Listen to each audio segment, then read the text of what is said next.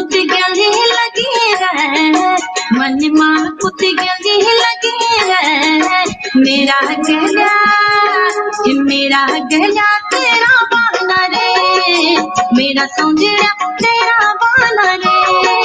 मेरा गला तेरा बहाना रे, मेरा सौंदर्य तेरा बहाना रे। जिकुड़ी धक धक कनी रहे, जिकुड़ी धक धक कनी रहे। मेरा गला तेरा बहाना रे, मेरा सौंदर्य तेरा बहाना रे। मेरा गला तेरा बहाना रे, मेरा सौंदर्य तेरा बहाना रे।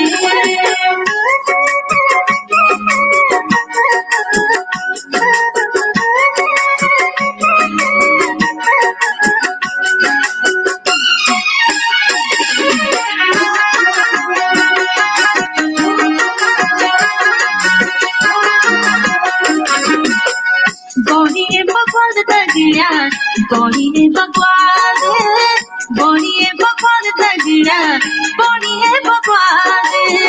कटिंग में न दगड़ा कोनो रो जगवाद, कटिंग में न दगड़ा कोनो रो जगवाद। मन माँ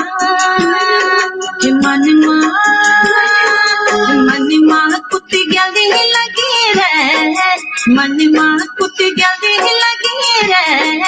मेरा गला तेरा बहाना रे, मेरा सौंदर्य तेरा बहाना रे। मेरा गला तेरा बहाना रे, मेरा सौंदर्य तेरा बहाना रे।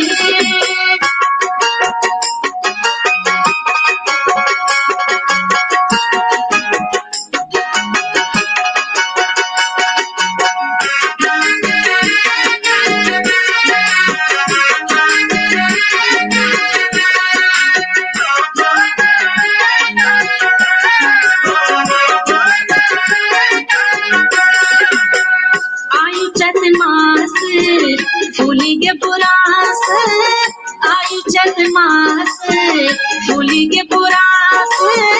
डंड काठों मां लगे या खुलास, डंड काठों मां लगे या खुलास। मन मां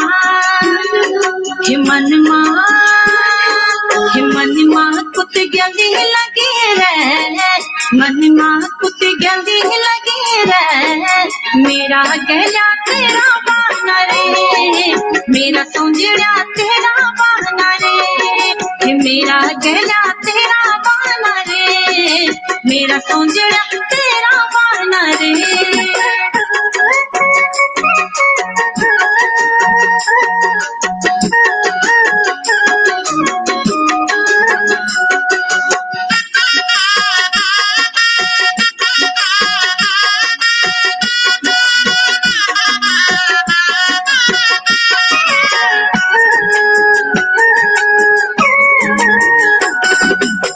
घरराई मांडी दगड़ा, घरराई मांडी, घरराई मांडी दगड़ा, घरराई मांडी। तुझे मेरो राजा गया मितनी रानी, तुझे मेरो राजा गया मितनी रानी। मन माँ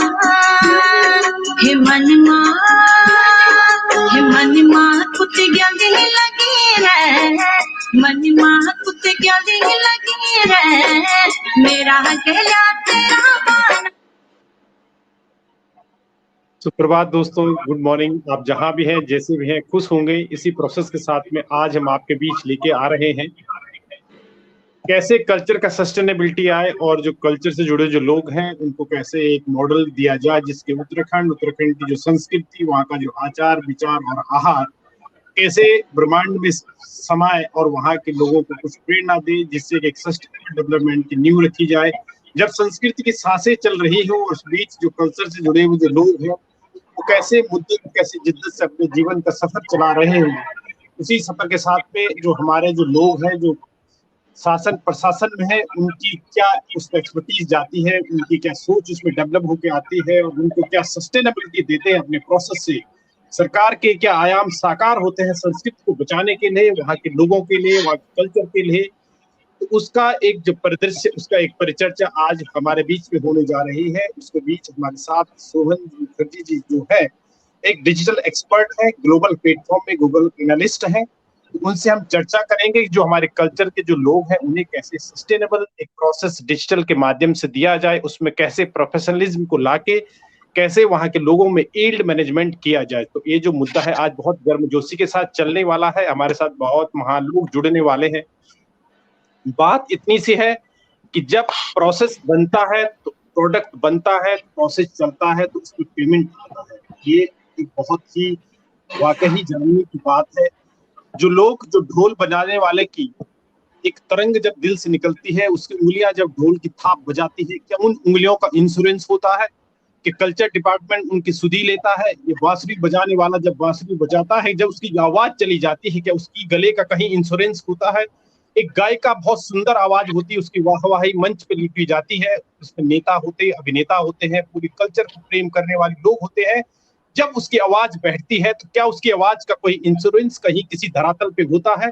इसी प्रोसेस के साथ, इसी प्रोजेक्ट के साथ मैं उन सभी लोगों को जो कल्चर से प्रेम करने वाले हैं, जो कल्चर को प्रोडक्ट बनाने वाले हैं, जो कल्चर की राह को आह देने वाले हैं, उसी आहट को मैं आज परिचर्चा में लेके आऊंगा और उन चीज में डिस्कस करूंगा कि क्या सरकार की ये मुद्दे, ये पहलू, अगर अदनान सामी की अगर 5 उंगलियों का 5 करोड़ का इंश्योरेंस हो सकता है, लता मंगेशकर का अगर गले का कहीं इंश्योरेंस हो सकता है, आवाज का, क्या मेरे कलाकार जो जी रहे हैं, जो संघर्ष से आगे बढ़ते हैं, गांव का कोदा झंगोरा बाड़ी खा के आगे बढ़ते हैं, गंगाजल पी के जो आगे बढ़ते हैं, कि उनकी आवाज में की इतनी महक नहीं है कि उनकी आवाज का कहीं इंश्योरेंस किया जाए? इसी मुद्दे पे, इसी सस्टेनेबिलिटी के साथ में मेरे एक्सपर्ट हैं, इस पर चर्चा करेंगे, इसको एक मॉडल देंगे और इंटरनेशनल प्लेटफॉर्म में इसको आगे लेके जाएंगे, जिससे कि जो कलाकार है, कलाकार से जुड़े हुए लोग हैं, संगीत से जुड़े हुए लोग, संगीत को प्रेम करने वाले लोगों को एक आयाम मिले, एक राय मिले, एक संयम मिले और एक साकार संस्कृति का प्रचार प्रसार हो और उसी के साथ उन्हें संयोग मिले, पेमेंट आए। तो इसी के साथ मैं सोहन जी आपके साथ, काला सर हमारे जो महान भाव हैं, मेरे दोस्त मिस्टर महिपाल सिंह रावत, जब इस सोच में जागृत होती है, तरंगे निकलती है, तब बैक एंड ब्लैक शो का 42वां शो सामने आता है। इसी शो के साथ में मैं आपसे निवेदन करूंगा महिपाल, अपने जो महान भाव हैं, मेहमान हैं, उनका प्लीज आप सहयोग और उनका साकार अभिनंदन करें। थैंक यू पवन। हमेशा की तरह सभी लोगों का स्वागत है। और जिस तरह की आज हमारा एक प्रयास और अपने संस्कृति को लेकर और अपने पर्यटन को लेकर और अपने मुल्क को लेकर आज हमारे साथ जुड़े हुए हैं, सबसे पहले सोहम मुखर्जी जो कि दिल्ली से हैं और एक टेक्निकल गुरु हैं। और हमारे प्राउड की बात यह है कि जब हमने इनसे अप्रोच किया तो इन्होंने जो है अपना एक सबसे अच्छा परिचय दिया है कि यस, हमें इससे जुड़ना है। और आज हम इनसे टेक्निकल की बातें करेंगे। आज इनसे हम अपने जो हमारा यूट्यूब है, जो हमारा फेसबुक है और जो भी हमारे इससे रिलेटेड इश्यूज हैं, हम उनकी बातें करेंगे। और उसके बाद सबसे बड़ा जो मुद्दा है वो हमारे पहाड़ और उत्तराखंड में है कि कैसे हमारे इस कल्चर और हमारे पर्यटन और हमारे संगीत और सब में कैसे फंडिंग आएगी और कैसे इसमें इन्वेस्टमेंट आएगी और कैसे इसमें इक्विटी पार्टनर आएंगे। इसके अलावा हमारे साथ जुड़े हुए हैं अंकित चक्रवाण जी जो कि हमारे उत्तराखंड और जौनसारी फोक सिंगर हैं और इनका बहुत धन्यवाद, शॉर्ट नोटिस पर ये हमारे साथ जुड़े हुए हैं। सो हमें प्राउड है। इसके साथ हमारे साथ जुड़े हुए हैं हमारे KS चौहान जी जो कि उत्तराखंड फिल्म बोर्ड के ज्वाइंट डायरेक्टर हैं और ये हमारे साथ पहले भी जुड़ चुके हैं। और इसके साथ हमारे साथ जुड़ रहे हैं दीना भट्ट जो कि उत्तराखंड कल्चर एंड की डेवलपमेंट की जो है डायरेक्टर हैं। और इसके साथ हमारे माननीय गुरु SP काला जी हैं। सबसे पहले जो है मैं SP काला जी को फ्रेम में लूंगा और उसके बाद जो है जिस तरह से हमारा ये थीम है और हमारा ये प्रोग्राम किस तरह से होता है, उसके बाद जो है हम अपने अंकित चक्रवाण जी के अपने जौनसारी और लोकगीतों के साथ अपना कार्यक्रम शुरू करेंगे। यस सर, काला सर।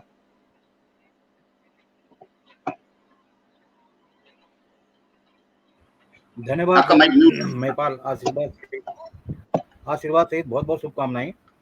राष्ट्र डिजिटल मार्ट का ये 42वां कार्यक्रम है। पवन और महिपाल जो गढ़वाल विश्वविद्यालय के दो उदीयमान अलमुनाई और बड़े जागृत रहे हैं हर काम में, हर सामाजिक सरोकारों से, उनकी ये कृति है ये राष्ट्र डिजिटल मार्ट। तो हम कोशिश करते हैं कि समसामयिक विषयों पर विशेषज्ञों को आमंत्रित कर ऐसे मुद्दों को उनके सामने लाया जाए जिन मुद्दों से कि खासकर उत्तराखंडी सांस्कृतिक विधाओं को एक नई आयाम मिल सके, उनको एक उसका उनका प्रस्तुतिकरण बहुत ही इस ढंग से हो कि हमारी भी पहचान वैसी बने जैसे कि ये भोजपुरी फोक आर्ट की है, या मराठी भूप आर्ट की है, गुजराती की है, या स्कॉटलैंड की है, या आयरलैंड की है। इनकी अलग अलग पहचान है। हमारे पास बहुत समृद्ध विधाएं होते हुए भी हमारी अभी वो पहचान अंतर्राष्ट्रीय स्तर पर नहीं बन पाई है। हालांकि पिछले 2-3 शो में हमने अंतर्राष्ट्रीय ख्याति प्राप्त लोगों को, जिन्होंने कि उत्तराखंड के कल्चर को मिडिल ईस्ट में, इंग्लैंड में, अमेरिका में दूर सुदूर तक पहुंचाने का प्रयास किया है, कि वो हमारे 4 कार्यक्रम हुए बहुत सफल रहे हैं। और सबसे बड़ी सफलता हमारी ये रही कि प्रोफेसर स्टीफन फ्योल, जो सिंसिनाटी यूनिवर्सिटी में गढ़वाली उत्तराखंडी फोक कल्चर को के बारे में जिन्होंने यहाँ से रिसर्च किया और वहाँ इसको एक 6 महीने का कोर्स बतौर यूनिवर्सिटी डिप्लोमा के वहाँ चला रहे हैं, उनका भी हमें सानिध्य मिला और उसको बहुत लोगों ने सराहा। मैं यहाँ पे हमारे बहुत ही जागरूक हमारे हैं ये चौहान साहब, मैं चौहान साहब को धन्यवाद देता हूँ और बधाई देता हूँ कि हमें जो फीडबैक मिली जब ये पिछले कार्यक्रम में हमसे जुड़े थे, तो बहुत लोगों ने इनके वाक्पटुता यानी बहुत ही अच्छे ढंग से अपनी बात को प्रस्तुत करने के लिए इनको हार्दिक शुभकामनाएं भेजी हैं। तो मेरे माध्यम से मैं चौहान जी को हार्दिक शुभकामनाएं और बधाई देता हूं कि जो भी हमारे दर्शक रहे, उन्होंने आपकी जो ये उस दिन वार्तालाप आपसे किया गया था, और जो खासकर आपने उत्तराखंड सरकार की फिल्म नीति के बारे में कुछ घोषणाएं की थी, कुछ बातें बताई थी जो आने वाले हैं, उसके बारे में लोगों ने बहुत बहुत आपको सराहा है कि एक सरकारी पक्ष को आपने जिस शालीनता से और जिस बेबाकी से रखा, उसके लिए आपको साधुवाद, बहुत बहुत धन्यवाद। तो सब दर्शकों की तरफ से आपको बहुत बहुत धन्यवाद, साधुवाद। आज का हमने जो ये कार्यक्रम का थीम रखा है, बहुत सोच समझ के हम हर कार्यक्रम का एक विषय वस्तु चुनते हैं। तो आज का हमने जो विषय वस्तु चुना है, उसके लिए मैं आपको थोड़ा सा हल्के से बता दूं कि ये क्यों हमने ये रखा है और इसके पीछे कारण क्या है। कारण ये है कि अभी मैं दूरदर्शन पे एक कार्यक्रम देख रहा था, उसमें एक बहुत बड़े संगीतकार सरदार उत्तम सिंह जी का इंटरव्यू आ रहा था। तो उन्होंने बहुत ही गजब बातें बताई। उन्होंने कहा कि टेक्नोलॉजी का आपके संगीत में, आपके फोक में, आपके फोक आर्ट में आना निहायत जरूरी हो गया है, लेकिन क्या हम उस तरह से कर सकते हैं जैसे कि आज पश्चिमी देशों में, वहाँ टेक्नोलॉजी को बहुत अच्छा सदुपयोग किया जा रहा है अपने कल्चरल ये जो विधाएं हैं उनको आगे बढ़ाने के लिए, उनको प्रमोट करने के लिए। लेकिन साथ साथ जो उनकी ट्रेडिशनल चीजें हैं, जो व्यवहारिक चीजें हैं, जो सनातन चीजें हैं, उनको उन्होंने बिल्कुल छेड़छाड़ नहीं की है। जैसे फिलहारमोनिक ऑर्केस्ट्रा, उसमें इतने कलाकार होते हैं कि उन कलाकारों का पूरा ध्यान, पूरी जो जिंदगी है फिलहारमोनिक ऑर्केस्ट्रा को समर्पित रहती है। तो टेक्नोलॉजी वहाँ बहुत एडवांस हो गई है, क्योंकि यूट्यूब और ये जो फेसबुक वो पश्चिम की ही देन है। लेकिन उन्होंने को जो उनकी अर्वाचीन और जो उनको पुरातन चीजें हैं, उनको बिल्कुल भी छेड़छाड़ नहीं की है। हमारे यहाँ क्या हम अपनी पुरानी चीजों को ऐसे बचाए रख सकते हैं कि ताकि टेक्नोलॉजी का भी उपयोग हो, लेकिन उनकी जो समसामयिक उपयोगिता है, उनकी जो ओरिजिनलिटी जिसको कहते हैं, उनका जो पुरातन स्वरूप है, जो हमको सदियों पीढ़ी दर पीढ़ी आगे मिलता रहा है, उसको कैसे हम बचाए रख सकते हैं। तो इन्हीं बातों पे हम चर्चा करेंगे, क्योंकि मैं आपको बताऊं कि जैसे हमारा ढोल है, ढोल सागर है, या डौर थाली है, या आपका हमारा मस्कबीन है, तो उसमें एक जब तक आप थोड़ा सा इनोवेशन नहीं करेंगे, इनोवेशन किसमें, क्रिएटिविटी तो इंडिविजुअल होती है, ये व्यक्तिगत होती है क्रिएटिविटी, कौन कैसे बजाता है, उसके संस्कार, उसका अनुभव, उसकी शिक्षा दीक्षा उस पर निर्भर करता है। लेकिन क्या हम साउंड, जो टेक्नोलॉजी साउंड में आज दिन पर दिन उत्तरोत्तर वृद्धि हो रही है, उत्तरोत्तर नए आयाम जुड़ रहे हैं, खासकर ध्वनि प्रसारण में। जैसे एक साउंड आया था जब हम दिल्ली में थे, वो पहली बार चाणक्य थिएटर था, चाणक्य सिनेमा हॉल, उसको बोलते हैं सेंसो साउंड।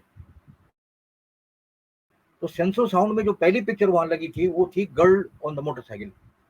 तो जब वो girl on the motorcycle picture लगी थी, इतनी वाहवाही हुई थी उसको, जैसे कि लड़की जब मोटरसाइकिल पहाड़ों में चलाती है सड़क पे, तो ऐसा लगता था कि हमारे सामने पर्दे पर एक किनारे से मोटरसाइकिल चली और दूसरे किनारे निकल गई। सेंसो साउंड का ये था कि सेंसो साउंड, जैसे मैं आप बताऊं, एक और साउंड मैंने सुना है लेटेस्ट, जो 8 डिग्री साउंड, उसका मैं टेक्निकल नाम भूल गया हूँ।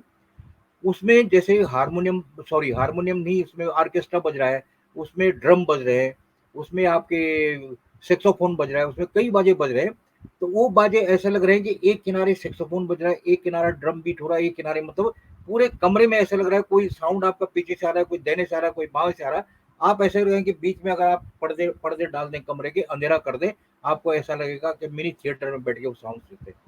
तो इन्हीं बातों को अब मैंने आपको ये परिचय दे दिया, हमारा जो विषय वस्तु आपकी है। तो महिपाल अब इस वार्तालाप को आगे बढ़ाइए, और मैं बीच बीच में जुड़ता रहूंगा। और आप लोगों का सबका धन्यवाद जो हमें समय दिया आपने। और आप महिपाल अब आगे बढ़ाइए, मैंने विषय वस्तु की थैंक यू। जानकारी दी है। Yes yes. अब मैं हमारे फोक सिंगर अंकित चकरवाण जी को फ्रेम में लूंगा। चकरवाण जी, आपको आपका एक तो माइक अनम्यूट करना पड़ेगा। हाँ जी, हाँ जी। आपका स्वागत है। और ये हमारे आज बड़े शुक्रगुजार का दिन है कि आप हमारे साथ, हमारे हमेशा कुमाऊनी गढ़वाली लोग हमसे जुड़े रहते सिंगर्स। आज पहली बार हमारे साथ हमारे जौनसारी सिंगर हैं और हमें प्राउड है। तो हम चाहते हैं कि हमारा जो आज का कार्यक्रम का जो आगाज इन्हीं से हो जाए। हाँ जी, आपको मैं फ्रेम में ले रहा हूँ। बहुत बहुत धन्यवाद आपका। और मैं सौभाग्य मानता हूँ आप कि आपने मुझे अपने पेज में इनवाइट किया। और मैं जो इतने आप महान व्यक्तित्व वाले लोग हैं, मतलब जो इतना कुछ अभी अपनी गढ़वाल इंडस्ट्री के लिए, अपने संस्कृति के लिए कर रहे हैं, मैं सौभाग्य मानता हूँ कि आप लोगों के साथ जुड़ा हूँ।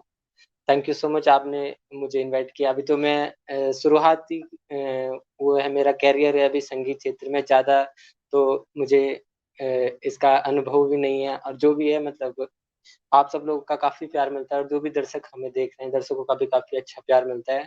और आपके जो विचार हैं बहुत अच्छे हैं। मैंने आज जब भी देखा है आपका लाइव, बहुत अच्छे-अच्छे संस्कृति के प्रति होते हैं। और हमारे साथ के एस चौहान जी भी जुड़े हैं, हमारे जौनसार से ही हैं। मैं आपको भी सादर प्रणाम, आप सभी को मैं सादर प्रणाम करता हूँ। और मैं आपको, मेरा गीत है नौनियाली जाडू के, सबसे पहला जो मेरा गीत है जो काफ़ी हिट रहा है, आप सब लोगों का काफ़ी प्यार मिला है। तो मैं उस गीत की 2 पंक्तियाँ आपको सुनाता हूँ।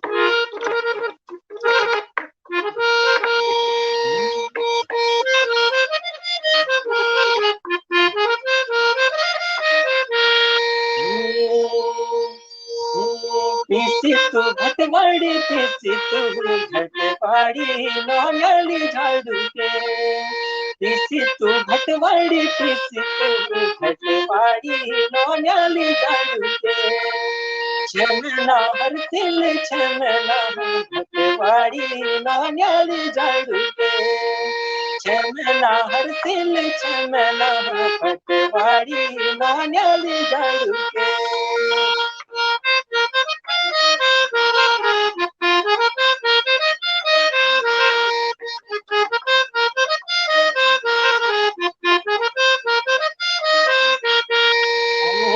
तांद्याली पी तांद तांद्याली पी तांद नौनियाली झाड़ू के, तांद्याली पी तांद तांद्याली पी तांद नौनियाली झाड़ू के, जुन्याली मुखुड़िया चुनोसी पांद नौनियाली झाड़ू के, जुन्याली मुखुड़िया चुनोसी पांद नौनियाली झाड़ू के।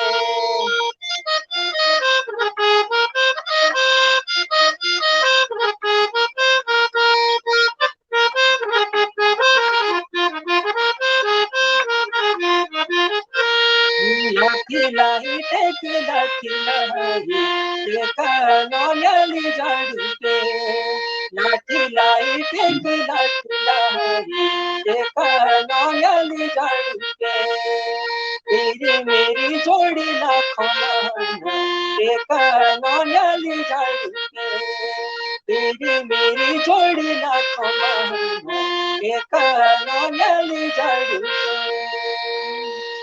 बहुत बहुत धन्यवाद आपका ये प्रस्तुति। Thank you. बहुत बहुत शानदार, बहुत शानदार, बहुत अच्छा लगा। बहुत ही अच्छा आपने गाया है और आप अपनी विधा में पारंगत होंगे, हमारा आपके लिए हमेशा रहेगा आशीर्वाद। कुछ और है आपके पास सुनाने के लिए तो प्लीज सुना सकते हैं। जी बिल्कुल। हमारी कल्चर से रिलेटेड जो हमारा जौनपुर, जौनसार, गढ़वाल, रवाई, कुमाऊं, जितना भी हमारा उत्तराखंड का जो भी पहाड़ी एरिया पड़ता है, मैंने सभी का मतलब हमारे गढ़वाल की, जौनसार की और अपना रवाई क्षेत्र है, जौनपुर है और कुमाऊं का, सभी क्षेत्रों का मिश्रण करके मैंने एक गाना बनाया था, प्यार मुल्क। और दर्शकों का काफी अच्छा प्यार मिला उस गीत को। और उस गीत के बाद मुझे काफी लोगों ने जो है सांस्कृतिक गीत बनाने के लिए प्रेरणा दी कि आप इसी तरह से गीत बनाएं। मैंने बनाए हैं वैसे गीत, काफी बनाए और बहुत ज्यादा प्यार मिलता है, तो मैं उसकी लाइनें सुना देता हूँ आपको।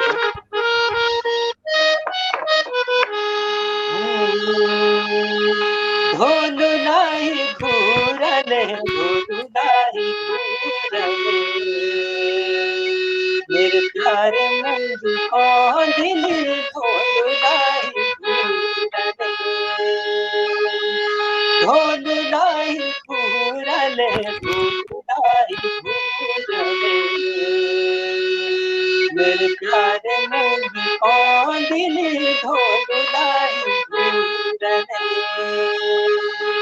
तनु प्यारो रीति रिवाज जन सार जन रवाई कुमाऊं जन सार जन तनु प्यारो रीति रिवाज जन सार जन रवाई कुमाऊं जन सार जन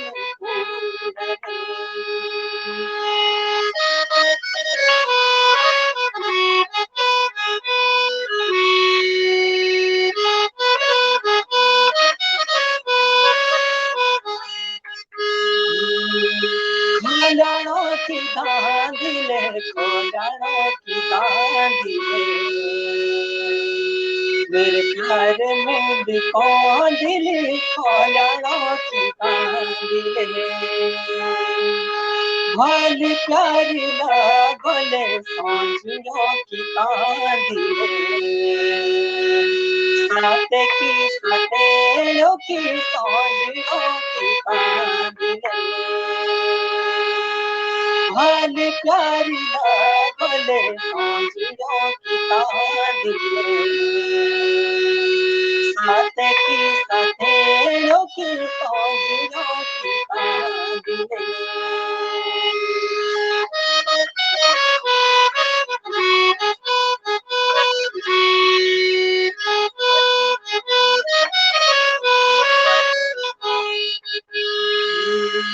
नाड़ू बासी कायले, नाड़ू बासी कायले, मेरे प्यारे मुझको दिल नाड़ू बासी कायले, किसके जागीरोले तू जरूर आई, किसके जागीरोले तू जरूर आई। बहुत बहुत धन्यवाद आप सभी का। और ये गीत जो है मैंने अपना उत्तराखंड, जौनपुर, जौनसार, रवाई, गढ़वाल और कुमाऊं सभी का मैंने मतलब सारी संस्कृति मैंने इसमें दिखाई है। जो भी हमारे जौनसार में होता है अपनी तांदी होता है, और गढ़वाल में भी हमारा तांदी होता है, जो भी हमारा नृत्य होता है हर प्रकार के। और जहाँ जहाँ जैसी संस्कृति, इस गीत को अगर आप सुनेंगे तो कोशिश करिए मैंने कि मैं सब कुछ इस गीत में दर्शाऊं। और इसका पार्ट 2 जो मेरे से छूट गया, तो इसका पार्ट 2 भी बनाया मैंने रीति रिवाज करके। उसमें भी मैंने उसका जो अधूरा था उसका पूरा किया उस गीत में, रीति रिवाज करके जो दूसरा गीत बनाया मैंने। धन्यवाद आप सभी का। चक्रवाणी जी धन्यवाद। हमारे साथ सोहम महिपाल जरा मैं एक चीज भूल गया था। हमारी शो में हमारे टेक्निकल एक्सपर्ट कुलदीप रावत हमेशा शुरू से ही जुड़े हुए हैं, और एक बहुत ही जग प्रसिद्ध हमारी उत्तराखंड की फोक आर्ट की आइकॉन, जिनको कि हम आप स्तंभ बोल सकते हैं, हेमा नेगी करासी भी हमसे एसोसिएट के रूप में शुरू से ही जुड़ी हुई है, और वो हमारा हमेशा इस कार्यक्रम, इस शो का एक बहुत ही अभिन्न हिस्से के रूप में हमेशा प्रस्तुत रहती हैं। तो ये मैं थोड़ा सा बताना भूल गया था, अब आप आगे बढ़ो। और हम दूसरा ये, जैसे आपने अंकित को सुना, हम हर शो में एक नए कलाकार को, जो उभरते हुए कलाकार हैं, उनको समाज के सामने प्रस्तुत करते हैं कि ये बच्चे हैं जो अब आगे आ रहे हैं और इनको हम कैसे प्रोत्साहन दें। ये भी हमारे एक कार्यक्रम का हिस्सा रहता है। अब आप आगे करिए। अंकित जी, जॉन सर की बातें हों और उसमें पांडव नृत्य और पांडवों का कोई जिक्र ना हो तो वो एक हमारे लिए बड़ा वो है। हम चाहते हैं कि कुछ पांडव नृत्य से जो गीते हैं वो हमारे मेहमानों को सुनाए जाए। जी बिल्कुल, मेरा एक गीत है रीति रिवाज करके, उसमें मैंने जो है पांडव नृत्य का भी वर्णन किया है और बताता हूँ सर, मैं आपको सुना देता हूँ उसमें।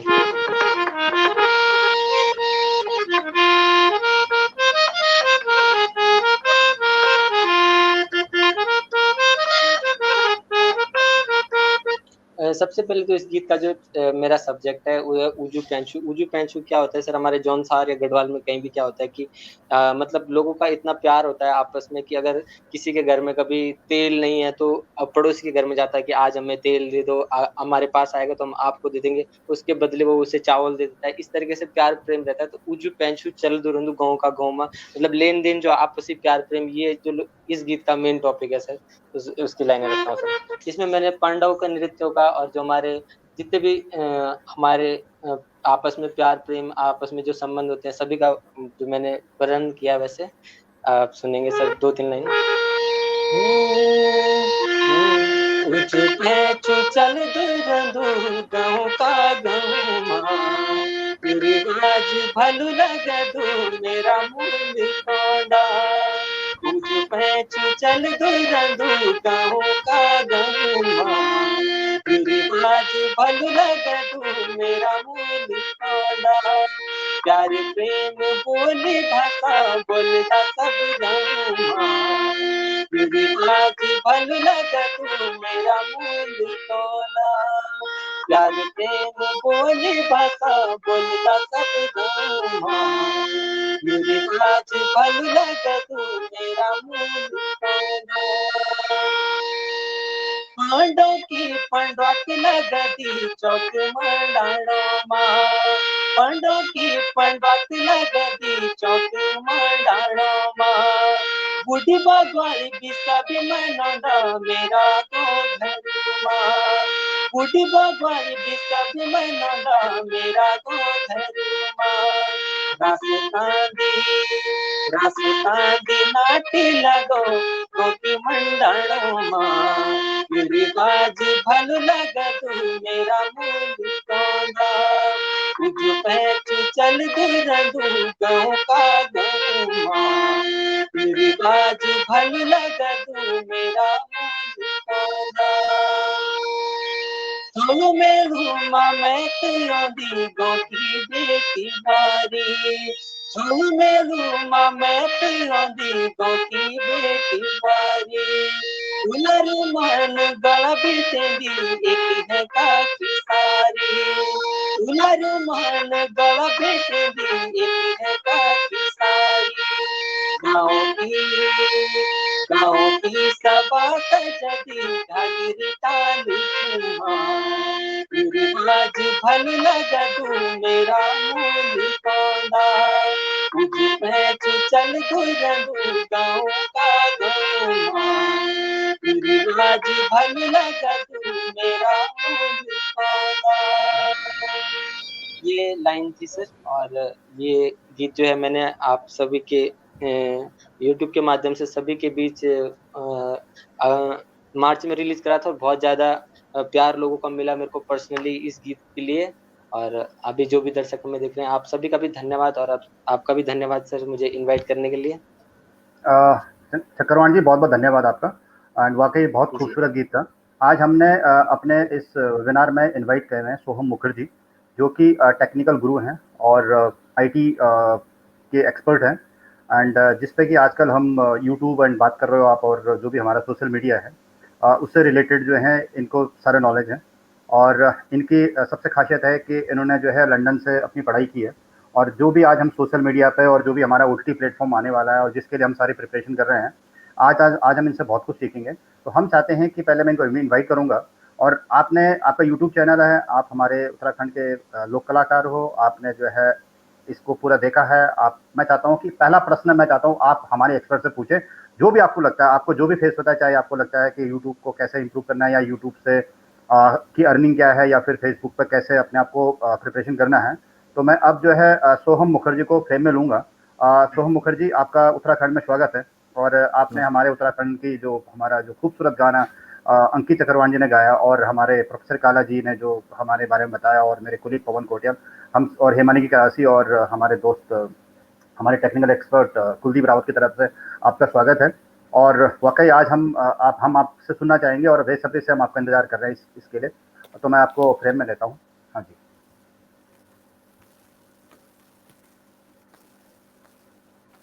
नमस्कार, नमस्कार। अंकित जी, पूछिए, क्या सवाल है? हाँ जी। सर, अभी सबसे पहले आपको मेरा सादर प्रणाम सर। अभी तो सर यूट्यूब चैनल तो अभी तक 1 साल ही मेरे यूट्यूब चैनल को हुए हैं। और जैसे फेसबुक हो गया, पेज हो गया सर, मेरे को सोशल मीडिया पे जैसे फेसबुक है, हमारा पेज है, इस पे सर जैसे हम पेज बनाते हैं सर, अपना पेज बनाते हैं, तो हमारा पेज की जो रीच से रिलेटेड होते हैं, कई बार हम देखते हैं कि किसी का पेज है वो जो है वो एक बात भी मैं समझता हूँ कि मेन तो कंटेंट ही जो होता है, कंटेंट अगर आपका अच्छा है तो वो जरूर वायरल होगा। लेकिन सर एक चीज और देखता हूँ मैं, कभी कभी क्या होता है हमारे फेसबुक पेज पे कि हम कोई भी पोस्ट डालते हैं, वो बिल्कुल वायरल नहीं हो पाती है। जैसे काफी सारी सेटिंग्स होती है सर यूट्यूब, मेरे को तो फेसबुक में बहुत दिक्कत आती है सर फेसबुक पेज ऑपरेट करने में। तो मैं काफी लोगों से इसकी एडवाइस भी ले चुका हूँ सर। आप मुझे फेसबुक पेज के बारे में कुछ बताएंगे सर। सबसे पहले मैं ये बोलूंगा कि आप अपना जो YouTube का कंटेंट है, हाँ जी ठीक है सर। ना, उस पे आप थंबनेल वगैरह डालते हैं। जब आप कोई भी जी वीडियो पोस्ट करते हैं, कोई गाना बोलते हैं, एक थंबनेल पोस्ट करने का ऑप्शन आता है, वो आप उसे जी इस्तेमाल करते हैं क्या? जी बिल्कुल सर, तो थंबनेल बनाते हैं सर। हाँ, थंबनेल बनाने के बाद ना आप YouTube लिंक को फेसबुक पे आप पोस्ट करते हैं, बिल्कुल सर, करते हैं सर। और उसके बाद भी आपका ट्रैक्शन नहीं होता। सर होता तो सर काफी है, लेकिन जैसे क्या होता है कभी कभी कि अभी बीच में क्या हो गया सर कि अगर मेरे फेसबुक अकाउंट था जिस आईडी से मैंने अपना पेज बनाया था, उसके बाद भी मैंने अपने एक दूसरा अकाउंट है, मेरी दूसरी आईडी, तो मैंने उसको एडमिन बना रखा था सर। तो मेरे जो ओरिजिनल आईडी से खुद ही मैं कोई चीज पोस्ट नहीं कर पाता था। फिर मैंने दूसरी इस आईडी से डीएक्टिवेट करके दूसरी आईडी से ऐड किया फेसबुक पेज, फिर अपनी ओरिजिनल आईडी को एडमिन बनाया सर। अच्छा, जो मेरी पर्सनल आईडी थी जिससे मैं फेसबुक पेज ऑपरेट करता था, वो उस पेज से मैं कोई पोस्ट नहीं कर पाता था सर। अच्छा। इसका कोई कारण, तो कोई इन्फॉर्मेशन फेसबुक ने आपको दी हो इस बारे में कि आप नहीं क्यों सर, नहीं ऐसा पोस्ट कर पाते? अच्छा। नहीं सर, बस ये हाँ। कुछ टाइम बाद ये हुआ कि मैंने उसको वहां से खुद को रिमूव करके दूसरे पेज से फिर खुद को एडमिन बनाया सर। ये अच्छा। हाँ जी। ठीक है अंकित जी, मैं आपके साथ दो चीज़ें शेयर करना चाहूँगा। पहली बात तो ये कि आपके गाने मेरे को सुन के फर्स्ट ऑफ ऑल बहुत अच्छा लगा, बहुत रिफ्रेशिंग था, बहुत सुरीले थे, एंड थैंक यू। आप जो इतना मेहनत कर रहे हैं अपने गीत को लेके, I am extremely happy to see कि आप अपने गीत के साथ साथ अपने आप को सोशल मीडिया पे प्रमोट करना भी सीख गए हैं। लेकिन अंकित जी, मैं आपको फ्रैंकली एक बात बताऊं, यूट्यूब पे प्रमोट करना या फेसबुक पे प्रमोट करना, एक मतलब ये कला जो थी, ये अब आम आदमी के लिए नहीं रही। हमारा भी हम जी भी एक कंटेंट बनाते हैं अलग टाइप का, हमारा बिजनेस से रिलेटेड या कोई डेटा एनालिटिक्स से रिलेटेड कंटेंट होता है, लेकिन उसको कंज्यूम कौन करता है? आम जनता ही। तो अगर हमें भी हम बिल्कुल कुछ सर। चीज़ प्रमोट करनी होती है ना, तो हम कुछ एक्सपर्ट्स को डिप्लॉय करते हैं, और वो एक्सपर्ट्स होते हैं महंगे। तो फिर एक गैप आ जाता है कि अगर आप एक डिजिटल मार्केटिंग एक्सपर्ट को आप कैसे हायर करें और अपने गीत पे भी फोकस करें, तो बहुत बड़ा एक जलेबी सा बनता जाता है। ठीक है, तो इसके दो सोल्यूशन हैं। मैं जी महिपाल जी से अपना ईमेल एड्रेस शेयर कर दूंगा इसके बाद। अगर आप अपनी प्रॉब्लम जी ज़रा विस्तार में बताएं, तो जी जी मुझे बहुत खुशी होगी कि मैं अगर आपको पर्सनली रीच आउट करके हेल्प कर सकूं, और फ्यूचर एपिसोड्स में या फोरम बोर्ड्स में महिपाल जी जो आपके सारे प्रॉब्लम है वो और लोग भी फेस करते होंगे, sure sure. Right? Sure sir. Yes. हाँ। Sure sir. हाँ, तो मतलब as a forum post, as an email blast, Mahipal ji को जो जो सही लगे, आपके प्रॉब्लम हाँ का जी। पूरा एनालिसिस एवं उसका सोल्यूशन मैं आपको इन राइटिंग प्रोवाइड कर दूंगा, ताकि आप उसे इम्प्लीमेंट कर सके। और सबसे ज्यादा जो जरूरी चीज है ना, कि अगर कोई भी आप चेंज करें, आप मार्केटिंग में या फिर आपके सोशल पोस्ट में, उसका मेजरमेंट कि आपकी मतलब ऑनलाइन तरक्की कितनी हुई। मैं आपको खुद का एक एग्जांपल देना चाहूंगा। 11 महीने पहले मैंने एक कैंपेन शुरू करा था वेयर हाउसिंग के लिए, और उसमें हमारी रीच कुछ दिन के 100 से 200 यूजर्स की थी। तो आज और होता क्या है, अब वेयर हाउसिंग हर लेता तो है नहीं, वेयर हाउसिंग तो बड़ी बड़ी कंपनियां या फिर कंपनी के अफसर देख के लेते हैं। तो हमने इवेल्युएट करा था कि अगर 10,000 लोगों को अगर वेयर हाउसिंग की बात पहुंचे, उसमें से 2 लोग इफेक्टिवली 1.8, पूरे 2 भी नहीं, लोग हमारे सर्विस को कंज्यूम करते हैं। तो अगर हमारा रीच 100 लोग पर डे है, तो फिर वो तो मतलब मैं बुढ़ा हो जाऊंगा ये अपना बिजनेस चलाते चलाते। तो हमने क्या करा, हम हमारे पास एक इन हाउस एक्सपर्ट तो है ही, बट उन्होंने दिन रात एक करके पिछले 11 महीने में आज के डेट पे हमारा डेली ट्रैक्शन 6 लाख का है। करेक्ट। बट ये प्रोसेस है, और इसको मतलब एक ऐसे तरीके से जो महंगा ना हो से भी किया जा सकता है फॉर ऑडियो विजुअल कंटेंट। हमारा कंटेंट हमेशा ऑडियो विजुअल या गाने के तौर पे नहीं होता। करेक्ट। गाने म्यूजिक वीडियो ये सब प्रमोट करना थोड़ा ज्यादा आसान होता है रादर देन बिजनेस कंटेंट, है ना।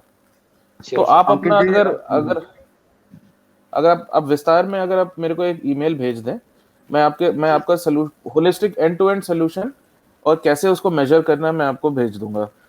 ये बहुत कॉम्प्लेक्स प्रॉब्लम है जो हमने भी फेस करा था।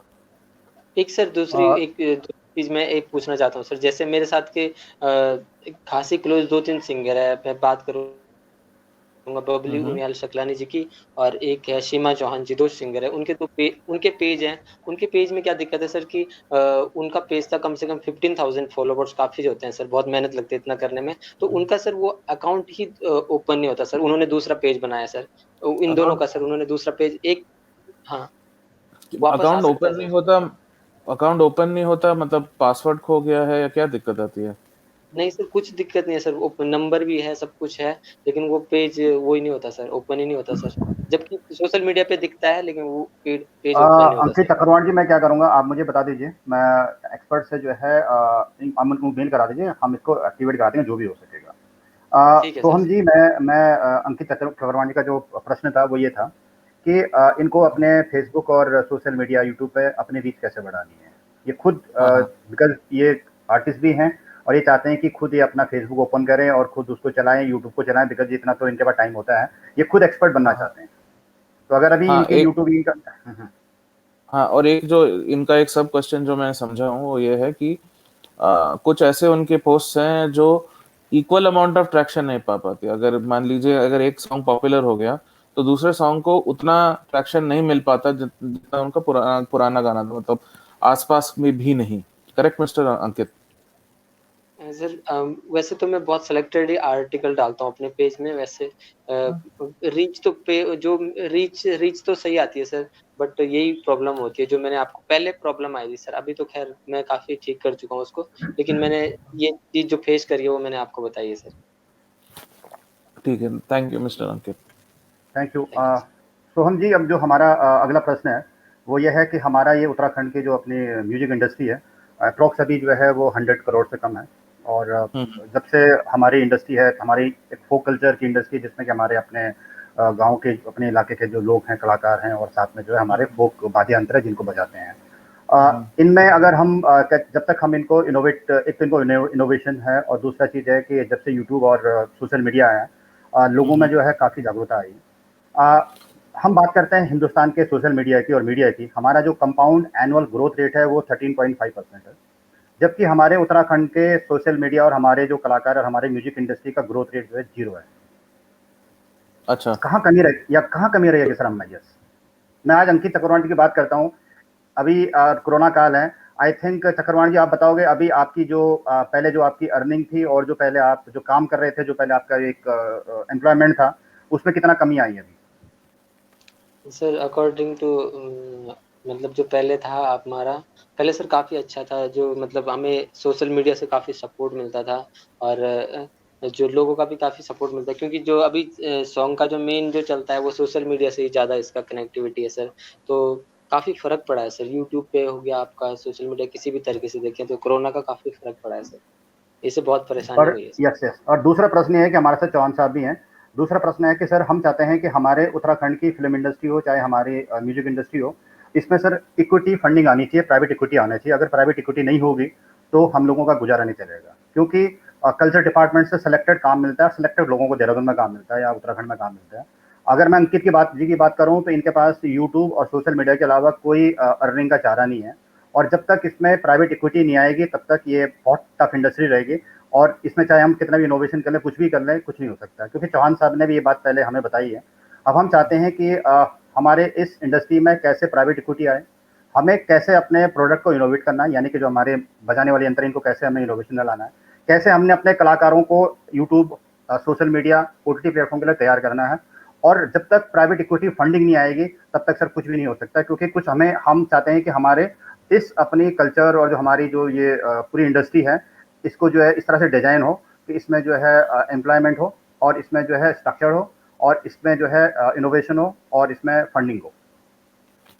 महिपाल जी, मैं जो आपसे सुन पा रहा हूँ, आपने 2 सवाल पूछे हैं। नंबर 1 कि ये कोरोना के काल में और ये पोस्ट कोरोना के काल में अंकित जैसे जो युवक हैं वो अपनी कला आगे कैसे बढ़ा सकते हैं, तो वो। और दूसरा आपने ये बोला कि प्राइवेट इक्विटी, आपका जो केगर है उत्तराखंड के ग्रोथ का 13.5% है, लेकिन ये आर्ट्स एंड कल्चर का जो ग्रोथ है वो 0 है। नहीं सर, ये आपने सीएजीआर जो पूरे इंडिया की मैं बात कर रहा हूँ, जो हमारा जो म्यूजिक इंडस्ट्री का वो 13% है। अच्छा, बट जो वो हमारा साढ़े तेरह इंडिया का। अच्छा, ठीक है, यस यस। ठीक ठीक है। तो जो आप ये अगर प्रॉब्लम, अगर अगर हम 3 साल पहले 100 करोड़ पे थे, तो आज 3 साल बाद 100 करोड़ पर ही है। अब वो चाहे कोरोना आ गया, कोरोना नहीं आया, लेकिन हम लोगों की ग्रोथ नहीं हुई। अच्छा, तो ये ठीक है। तो मैं I keep the numbers to the side, मैं बस 0% ग्रोथ की बात करता हूँ, ठीक है। ये जो प्रॉब्लम है ये सिर्फ उत्तराखंड की नहीं है। मैं खुद वेस्ट बंगाल, ऑल्दो मैं दिल्ली में पला बड़ा हुआ हूँ, मैं ये वेस्ट बंगाल से हूँ, और वेस्ट बंगाल में ये काफ़ी सिमिलर इशू होती हैं। लेकिन जो वेस्ट बंगाल स्टेट है वो प्रॉब्लम को इस तरह टैकल कर रही है। एंड मैं पर्सनली, बाय द वे, मैं बहुत म्यूजिक कंज्यूम करता हूँ। ये दिक्कत मैंने खुद महसूस करी है लोकल आर्टिस्ट को। जो ये होता है कि the presence is not there. अगर मान लीजिए, अब मैं उत्तराखंड का नहीं हूँ, लेकिन मुझे फोक म्यूजिक बहुत पसंद है। मैं कभी भी राजस्थान अलवर साइड में बहुत घूमने जाता हूँ दिल्ली से, तो मैं वहाँ पे जाके लोकल संगीत, फोक संगीत, मैं और मेरी फैमिली एंजॉय करती थी साथ में। बट वो एक नीश कला है। इट्स नॉट समथिंग दैट कि मैं रोज जाके एंजॉय कर सकता हूँ, राइट। तो होता क्या है, कोई आदमी, कोई व्यक्ति अगर पहाड़ों में घूमने जाए, तभी उसका एक मन करता है कि मैं एक लोकल कला एंजॉय करूं, लेकिन वहां पे एक्सेस की कमी है। अब मैं ये नहीं कह रहा कि आप 4G टावर डालो, 5G टावर डालो, खर्चा करो, नहीं। बट एक कंटेंट डिलीवरी नेटवर्क जो एक बहुत ही सस्ता, इनफैक्ट ऑलमोस्ट फ्री सोल्यूशन है, वो आप डाल सकते हैं। वेस्ट बंगाल क्या कर रही है, फॉर एग्जांपल अपने रेलवे स्टेशन पे शुगर बॉक्स करके एक CDN डाल रही है। शुगर बॉक्स को मैंने तो एक एग्जांपल दिया है मैंने आपको, वो तो आप कोई भी डाल सकते हैं। उसमें क्या होता है, आप कंपनी को एक जगह दे दीजिए और वो फ्री में एक सर्वर का डब्बा डाल देंगे आपके पब्लिक लोकेशन में, चाहे रेलवे स्टेशन हो या जो भी हो। और जो भी आता जाता हो रेलवे स्टेशन से, उसके पास अगर एक मोबाइल डिवाइस भी हो, तो वो स्टेशन के वाईफाई से या शुगर बॉक्स के अपने वाईफाई से जो फ्री है, उस पर लॉग इन करके जो लोकल फोक म्यूजिक है वो सारा एंजॉय कर सकती है। मेन प्रॉब्लम जो होता है ना कि फोक म्यूजिक कोई भी स्टेट का, कोई भी प्रदेश का मेन स्ट्रीम नहीं है, मेन स्ट्रीम नहीं है। अब मेन स्ट्रीम ना होने की वजह से जब बंदा उन जगहों पे जाता है जहां पे वो ये सब चीजें एंजॉय करना चाहता है, वहां पे एक्सेस ही नहीं है। और हर चीज का सोल्यूशन तो 4G टावर लगाना हो नहीं सकता ना। तो मिस्टर सोहम, मैं इसके बाद मिस्टर चौहान बोलूँगा। मेरा प्रश्न इसमें एक और भी आता है कि हम बात करते हैं कि हमारे पास एसेसिबिलिटी नहीं है। अगर हम अपने उत्तराखंड की बात करें तो हमारा जो यूजर्स का जो नंबर बढ़ा है वो 45% CAGR बढ़ा है। जो हमारा compound annual growth rate users का है 45% यूजर एनुअली ग्रोथ हुई है। यानी कि अगर आज 1 करोड़ लोग सुनते थे तो ठीक 1 साल के अंदर 1.5 करोड़ यूजर्स हमारे बढ़ गए हैं। तो ऐसा नहीं है कि यूजर्स नहीं बढ़े या लोग हमारे गाने नहीं सुन रहे हैं, बट सबसे बड़ा जो हमारा अभी भी मुद्दा यह है कि हम लोग वहीं के वहीं हैं। हमारा जो प्रोडक्ट में या तो हमें चेंज करना है या फिर हमें आर्टिस्ट। हाँ महिपाल जी, मेरे जवाब का दूसरा हिस्सा में वही मैं बोलने वाला था। जो ये कंटेंट डिलीवरी नेटवर्क वाले सर्वर होते हैं, जो मैं सोल्यूशन की बात कर रहा हूँ, इस पे आप अपना खुद का ओटीटी डाल सकते हैं और वो ओटीटी अपने फेसबुक और यूट्यूब से लिंक कर सकते हैं। उसका कोई खर्चा नहीं है, it is totally free for the artist. ठीक है, आप कुछ नहीं, आप एक डिजाइनर के पास जाके एक लोगो बनवा दीजिए अपना, जो एक आर्टिस्ट है, एक ओटीटी का हो सकता है।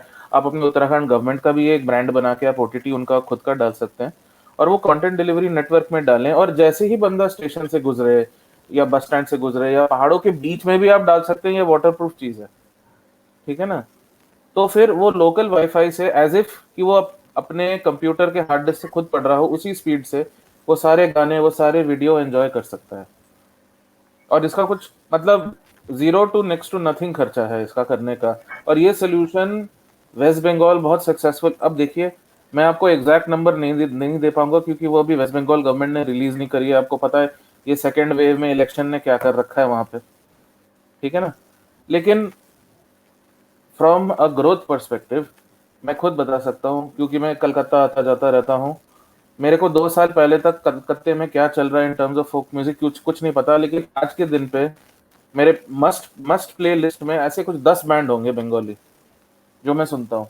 तो एक बहुत जरूरी होता है एक्सेस। ये जो है, एंड ये चीज जो है, ये सीडीएन डाल के या ऐसे टेक्नोलॉजी डाल के ही हो सकता है। और इसमें स्टेट गवर्नमेंट की सहमति चाहिए होती है, most of all state government और नोडल एजेंसी।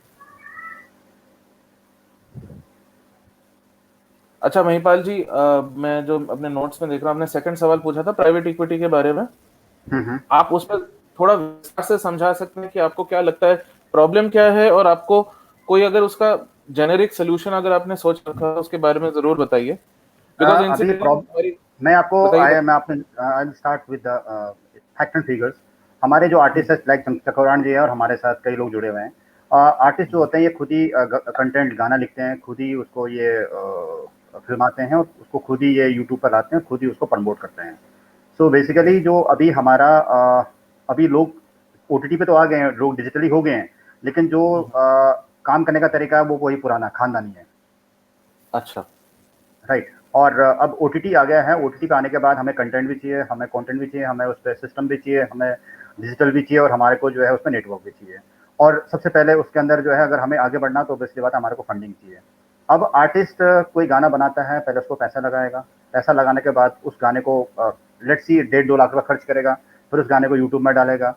अब वो गाना अगर नहीं चलता है तो हमारे जो आर्टिस्ट का कहीं भी इंश्योरेंस नहीं है, गाना कहीं भी इंश्योर्ड नहीं है, हमारी जो इंडस्ट्री हो कहीं भी स्ट्रक्चर्ड नहीं है, नहीं हमारे जो कोई हमारे वाद्य यंत्र है उनका कोई भी कंटेंट ऐसा नहीं है कि उसको रजिस्टर्ड कर सके।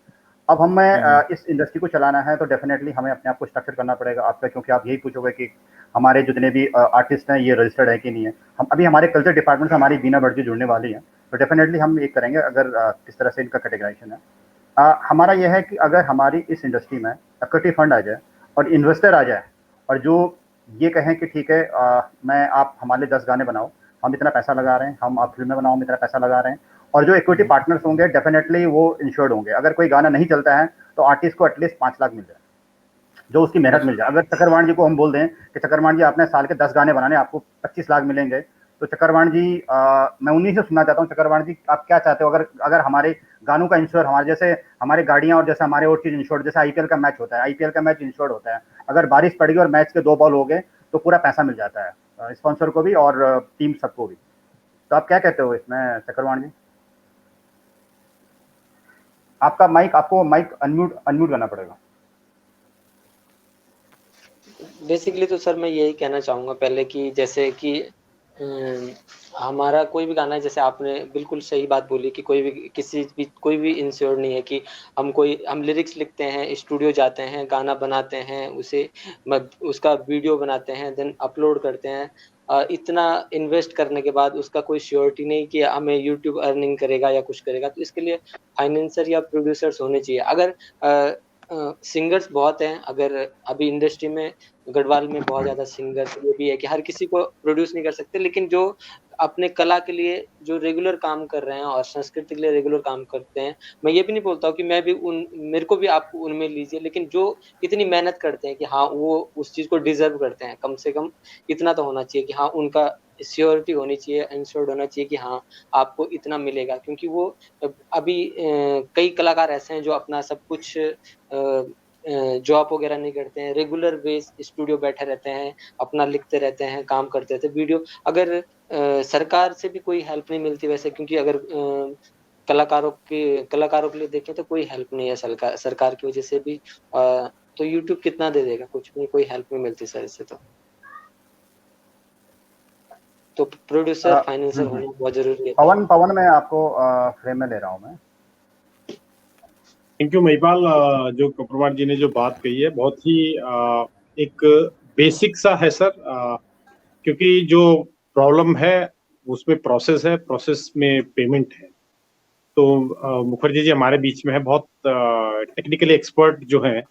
ऑलमोस्ट 70 to 80 90 करोड़ जो महिपाल जी ने बोला कि ये फिगर है जो बॉल साइज है उत्तराखंड म्यूजिक इंडस्ट्री का। इसमें फिल्म हो चाहे गाने हो, अगर ये जो म्यूजिक को कहीं ना कहीं कोई सस्टेनेबिलिटी मिले, इन टर्म्स ऑफ इंश्योरेंस की जो बात की थी महिपाल जी ने, अगर एक सिंगर है वो लीड सिंगर उत्तराखंड का है, अगर उसका गले में जो आवाज है उस आवाज की कहीं इंश्योरेंस हो सकता है, मैं सोहन जी आपसे जानना चाहूंगा। एक दूसरा, अगर कोई म्यूजिशियन अगर तबला बजाता है, उसकी उंगलियां इसी वजह से चली गई, बजा नहीं पा रहा है, उसका जो ओल्ड एज है क्या वो इंश्योर्ड है? ये छोटी छोटी जो बारीकियां हैं, अगर इनपे प्रॉब्लम है, अगर इनका कोई सॉल्यूशन नहीं है, क्या सरकार उन जो लिस्टेड कलाकार हैं, जो बडिंग प्रोफेशनल्स हैं, सिंगर हैं, वादन हैं, गायन हैं, संगीत वाले हैं, क्या गवर्नमेंट उनका इंश्योरेंस करती है? यस, तुम बजाओ, तुम्हें प्रमोट मिले, तुम्हारा जो अभी चमक दमक तो सब देखते हैं, लेकिन उसके पीछे की जो मेहनत है उसे कोई नहीं देखता है। जो मेहनत कर वहां तक पहुंचा है, उसकी आवाज में उसने कितनी टोनिंग की है, तबला बजाने के लिए उसने कितनी प्रैक्टिस की है, बांसुरी बजाने के लिए उसने जंगलों की रात कितनी हराम की है, उसको समझने के लिए क्या वहां पे गवर्नमेंट एक अपना प्रोसेस दे सकती है? यस, अगर गवर्नमेंट दे सकती वेल एंड गुड। अगर गवर्नमेंट नहीं दे सकती, क्या प्राइवेट पार्टनर जितने हमारे जो ऑलमोस्ट 100 करोड़ की इंडस्ट्री है, यहाँ पे कोई ऐसा इंश्योरेंस आ सकता है? या यहाँ पे एक ऐसा कोई टेक्नोलॉजी पार्टनर आ सकता है कि जो सारे गाने को कैप्चर करे, उसको ओटीटी प्लेटफॉर्म में लेके जाए और उनको इंश्योरेंस मिले, उनसे एक सस्टेनेबिलिटी मिले, उन्हें रिलेबिलिटी मिले? तो वहां पे जब ये ताकत उनके पास आ जाएगी तो जो म्यूजिक है, जो कल्चर है, जो फोक है, वो भी फ्लोरिश होगा। तो मुखर्जी जी मैं आपसे कहना चाहूंगा, जो बेसिक मेरा इंश्योरेंस है, दूसरा जो टेक्नोलॉजी प्लेटफॉर्म पार्टनर है उसमें इक्विटी इनबिल्ड है, इसके बारे में आपसे क्या मैं जान सकता हूँ? देखिए, जो सारे सवाल आ रहे हैं ना, उनसे मेरे को ये पता लग रहा है दैट जो हम एक इकोसिस्टम क्रिएट करना चाहते हैं वो एक सस्टेनेबिलिटी का है। करेक्ट? एग्जैक्टली। अब देखिए, हमारी जो कंपनी है एटस ग्रोथ पार्टनर्स, वो भी प्राइवेट इक्विटी में डील करती है। तो उसके एक्सपीरियंस से मैं दो चीज कहना चाहूंगा। नंबर 1, इंश्योरेंस जो है आज के डेट पे, it's a completely actuarial subject. आपको गवर्नमेंट के एक्चुरियल्स के साथ जुड़ के काम करना पड़ेगा to ensure the paraphernalia and ensure the ये क्या बोलते हैं, जैसे कि गायक की आवाज हो या गायक की उंगलियां हो या जो भी हो। जी। हाँ, तो लेकिन इन सब चीजों के प्राइवेट इंश्योरेंस भी हैं, लेकिन वो सोहम जी हमारे साथ बीना भट्टी जुड़ने वाले, जो कि हमारे डायरेक्टर हैं कल्चर के, और डेफिनेटली जो है जो ये बात कर रहे हैं इंश्योरेंस की, और हम डेफिनेटली उनसे डिस्कस करेंगे। हाँ, लेकिन हम चाहते हैं कि हमारी इंडस्ट्री में फंडिंग आए, इक्विटी आए, और ये सारी चीज़ें हम स्ट्रक्चर करेंगे। उससे पहले मैं जाना चाहूँगा प्रोफेसर एसपी काला सर के पास। काला सर, आपको मैं फ्रेम में ले रहा हूँ, और आपसे मैं आज एक हमारा बड़ा प्रश्न है और एक काफ़ी यूनिक भी है कि हमारा उत्तराखंड सबसे पहले हमारे जो लोकगीत हैं, जो हमारे लोक गायिका है और जो हमारा लोक संगीत है, ये बहुत चर्चे में है। और वाकई हम आज जो भी सुना हमने, अभी तक हमारे लोक गायकों को सर पद्मश्री अवार्ड नहीं मिला।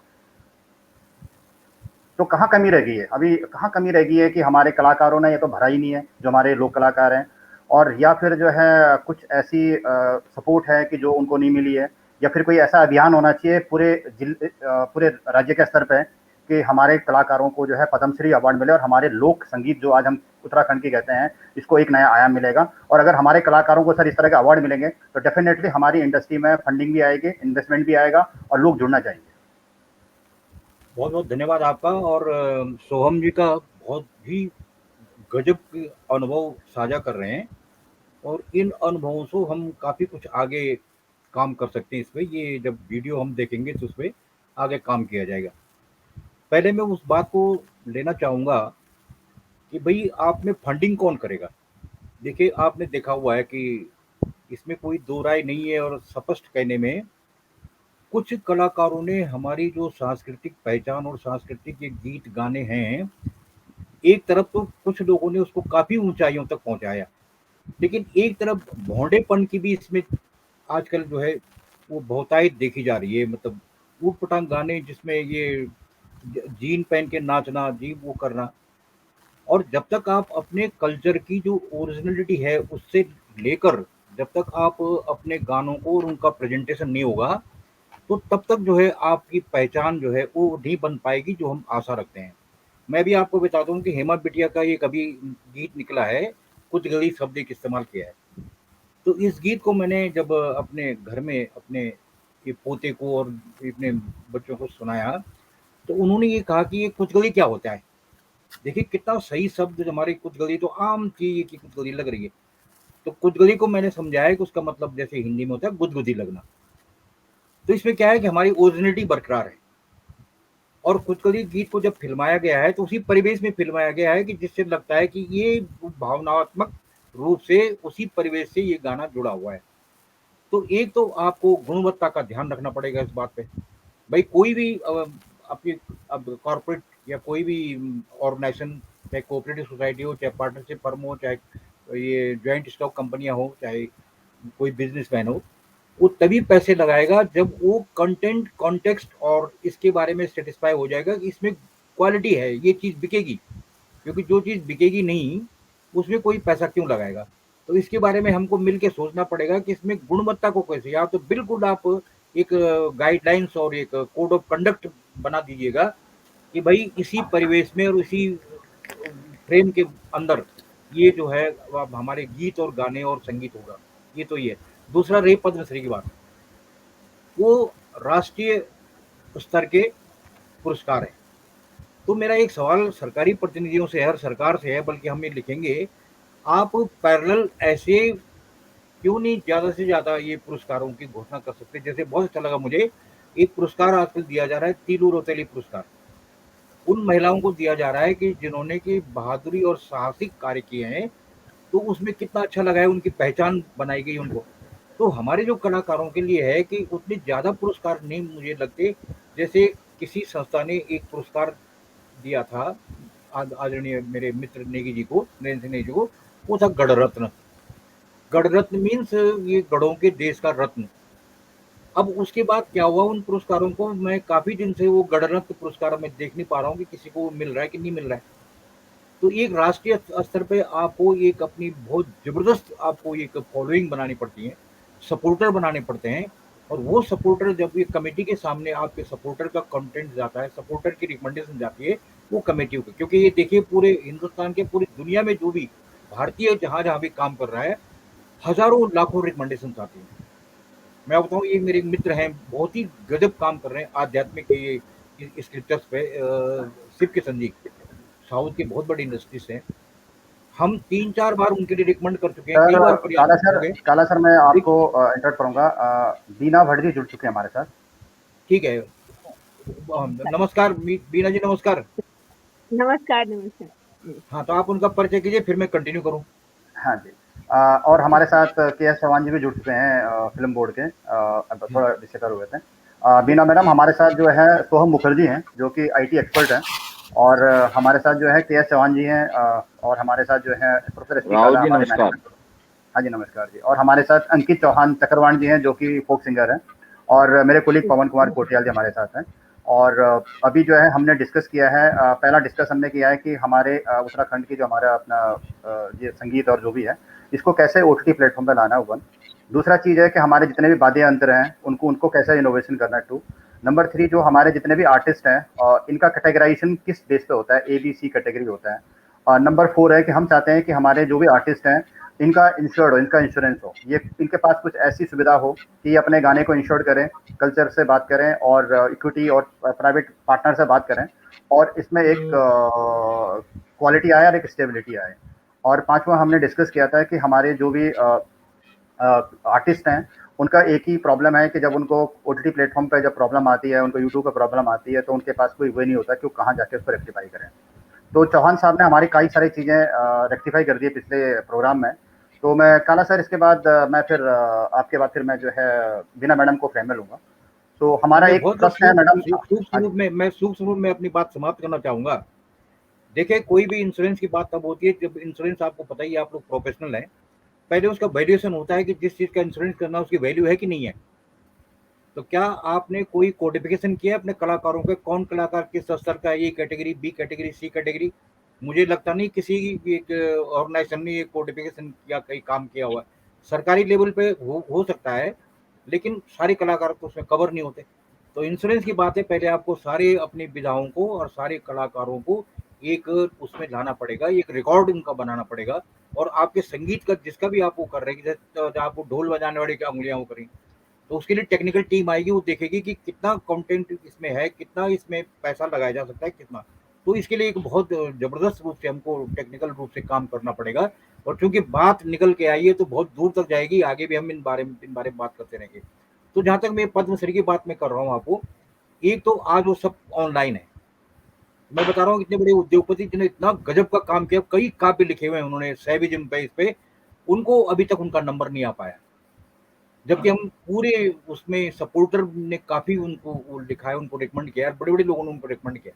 अब सवाल इस बात का है कि हर विधा में, जैसे नाट्य शास्त्र में, संगीत में, लिटरेचर में, ये लिमिटेड अवार्ड होते हैं, पद्मश्री, पद्म भूषण। आपने देखो कि मुश्किल से ये 100 से भी कम आंकड़ा होता है इसका। तो आपको among top 100 you will have to come up to expectation that you can be recognized among top 100 in the country. तो उसके लिए कभी आराम से इसके बारे में बात किया जाता है कि हमारे यहाँ कई कमी रह गई है। तो ये बहुत गहरा मुद्दा है। लेकिन हाँ, सरकारी लेवल पे, हमारे शासन स्तर पे, हमारे स्टेट लेवल पे उत्तराखंड शासन जो है कई प्रकार के पुरस्कार शुरू करते हैं। पुरस्कारों में आपको एक प्रशस्ति पत्र देना है, एक शॉल उड़ाना है, एक नारियल पकड़ाना है, और ज्यादा से ज्यादा अगर पैसे हैं तो स्पॉन्सर आपको मिल जाएंगे, कोई प्राइज कोई स्पॉन्सर करेगा। उसमें आप नाटकों के लिए अलग रखिए, ढोल बजाने वालों के लिए अलग रखिए, आप जो गीतकारों के लिए अलग रखिए। ये मेरा एक सुझाव है, इस पे आगे सोचा जा सकता है। बाकी चौहान साहब और बीना जी इस बारे में अच्छे तरह से हमें बता सकती हैं कि बीना जी का नाम मैंने बहुत सुना है, डॉक्टर पुरोहित, और जब मैं गढ़वाल यूनिवर्सिटी में 14 साल रहा, 14 प्रोफेशनल कोर्सेज कैंपस का, तो बीना जी का नाम अक्सर हर कल्चरल प्रोग्राम में आ ही जाता था। तो आज मुलाकात हो गई। वो बहुत बहुत धन्यवाद जो उन्होंने समय दिया हमको इस कार्यक्रम के लिए। ठीक है, तो अब आप आगे बढ़ाइए, तो इस बारे में हम बृहद चर्चा करेंगे आगे। धन्यवाद सर। और आज हमें बड़ा गर्व का दिन है कि जब हमारे बीच में हमारे कल्चर की डायरेक्टर बीना मैडम और हमारे फिल्म बोर्ड के डायरेक्टर हमारे चौहान साहब हमारे बीच में हैं, और साथ में हमारे साथ हमारे टेक्निकल एक्सपर्ट जुड़े हुए हैं। मैं मेरा दोस्त पवन से मैं आग्रह करूंगा कि वो उनको मैं फ्रेम में लूंगा, और उससे पहले मैं अंकित चक्रवाण जी को आग्रह करता हूँ कि एक अपने उत्तराखंडी अपने गीत से जो है हमारे डायरेक्टर मैडम का जो है वेलकम किया जाए। वेलकम अंकित, आपको अनम्यूट करना पड़ेगा अपना माइक। चक्रवाण जी, आपका माइक म्यूट है।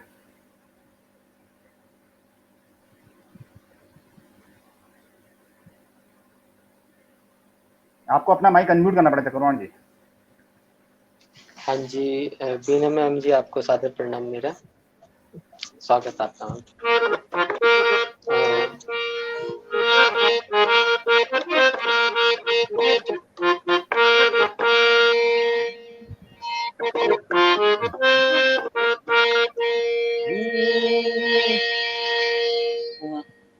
एक गाना मैंने लिखा है अभी, गीत जल्दी मतलब आने वाला गीत है मेरा, और वो मैंने अपने कल्चर पे ही लिखा है।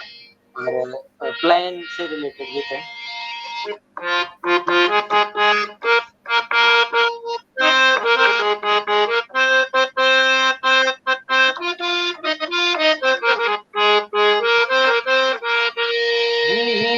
नयो आयो जमान देखो, नयो आयो जमान देखो, मॉडर्न नौधर के लोक भाषा संस्कृति कट हमारी हरचगी, लोक भाषा संस्कृति कट हमारी हरचगी। नयो आयो जमान देखो, मॉडर्न नौधर के लोक भाषा संस्कृति कट हमारी हरचगी, लोक भाषा संस्कृति कट हमारी हरचगी। नयो आयो जमान देखो।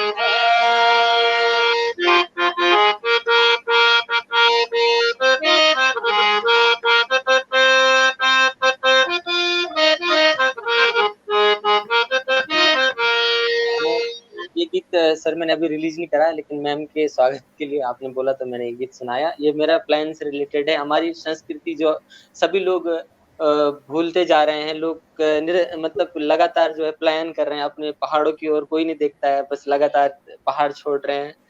इसे आपके लिए मैम ये एक पंक्ति।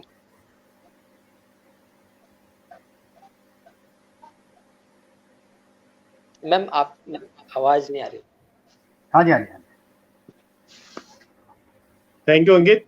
आपका जो गीत था ये जरूर अच्छी ऊंचाइयां छुएगा, ऐसी हमारी मनोकामना है। और आपने जो हमारे खास मेहमान हैं आज के दिन के, culture director Uttarakhand government Veena Bhatt ji हमारे साथ में है, तो इन्होंने सुन लिया है, तो वापस समझ जाइए, आप ज्यादा कहने की जरूरत नहीं है। चौहान जी आपका पुनः स्वागत। आपने हमारा पिछली परिचर्चा होती बहुत सानिध्य और शालीनता से और बड़ी समझ सूझबूझ से जवाब दिया था, और आपने उसको इम्प्लीमेंट भी किया, इसलिए मैं आपसे दिल से आभार व्यक्त करना चाहूंगा।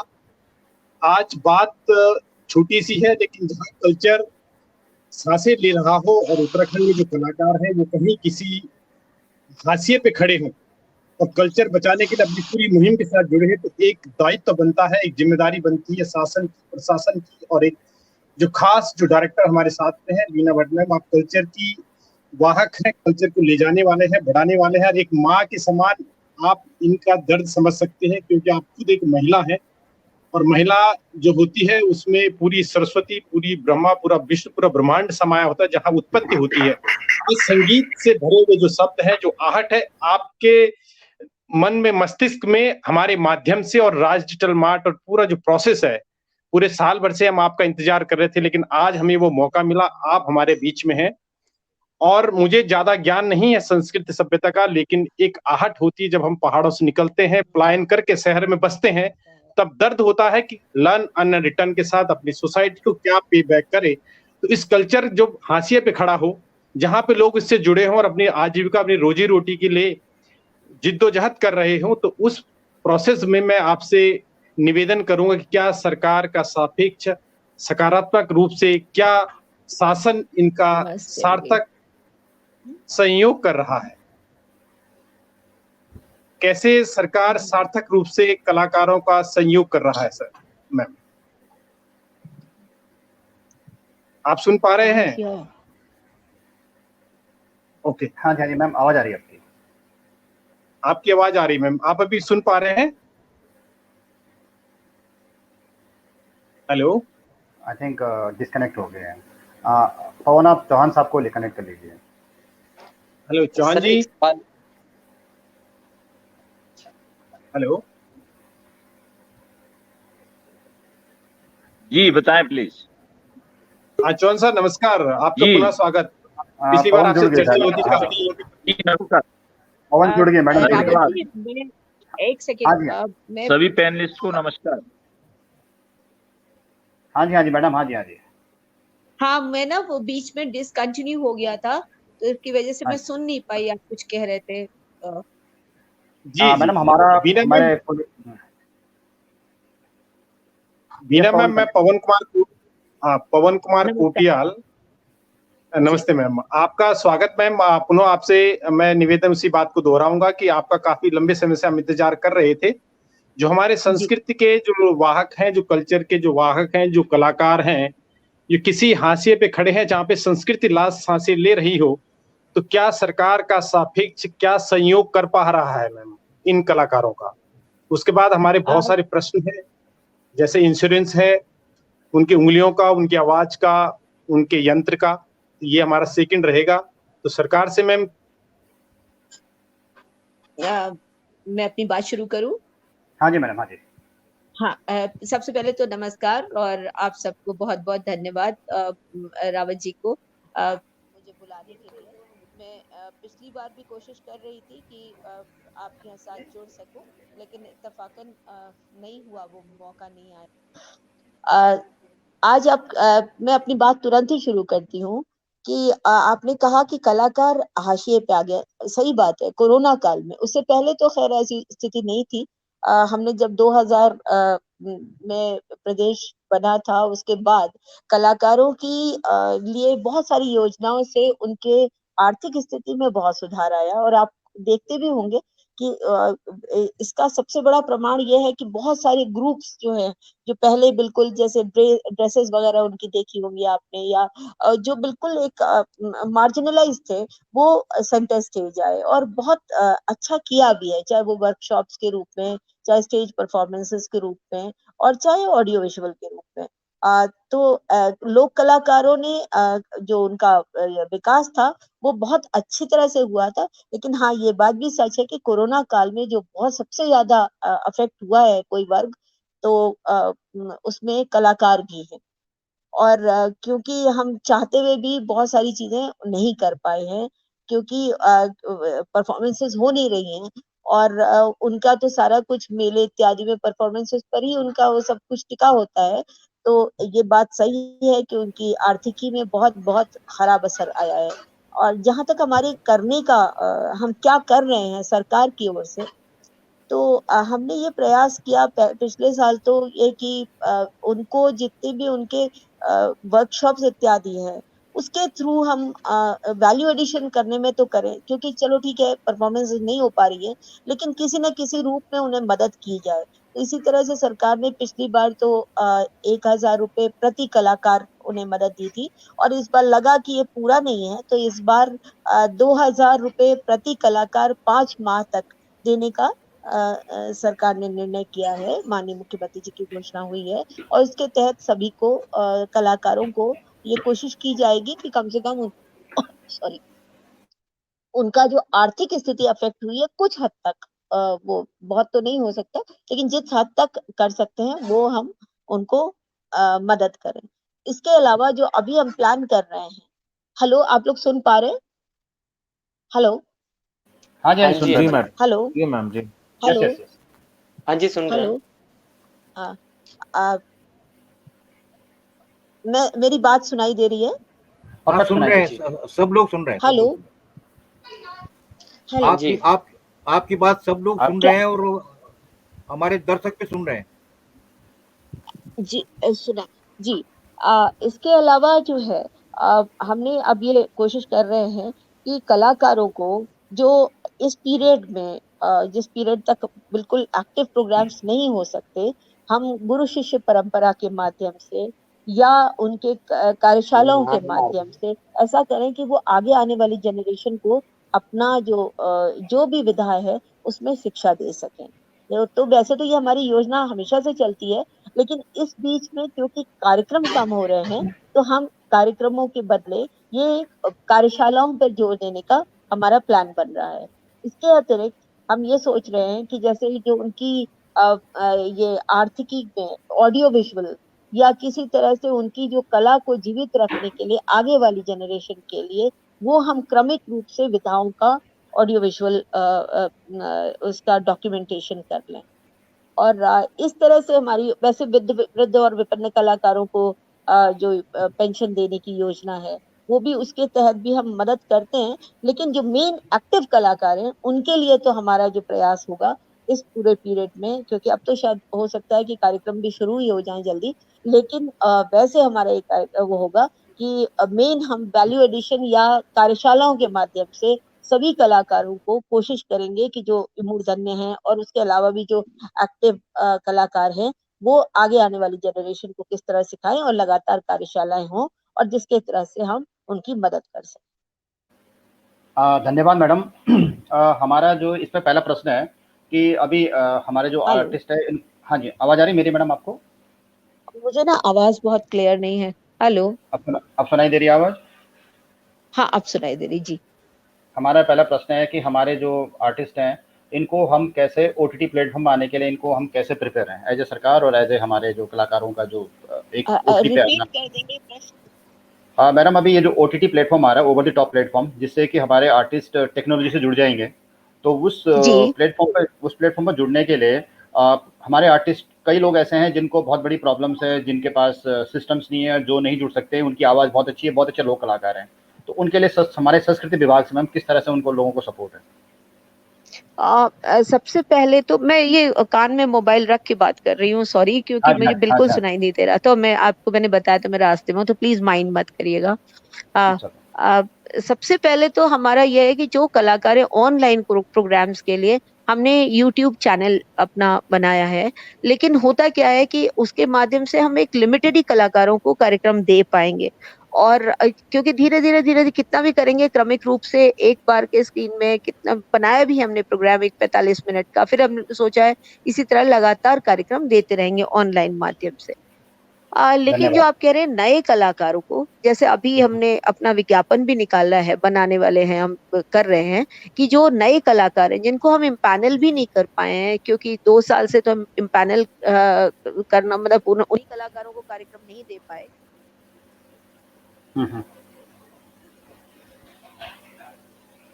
आई थिंक डिस्कनेक्ट हो गया मैडम आपका। हेलो, आवाज आ रही है आपको मैडम हमारी? हेलो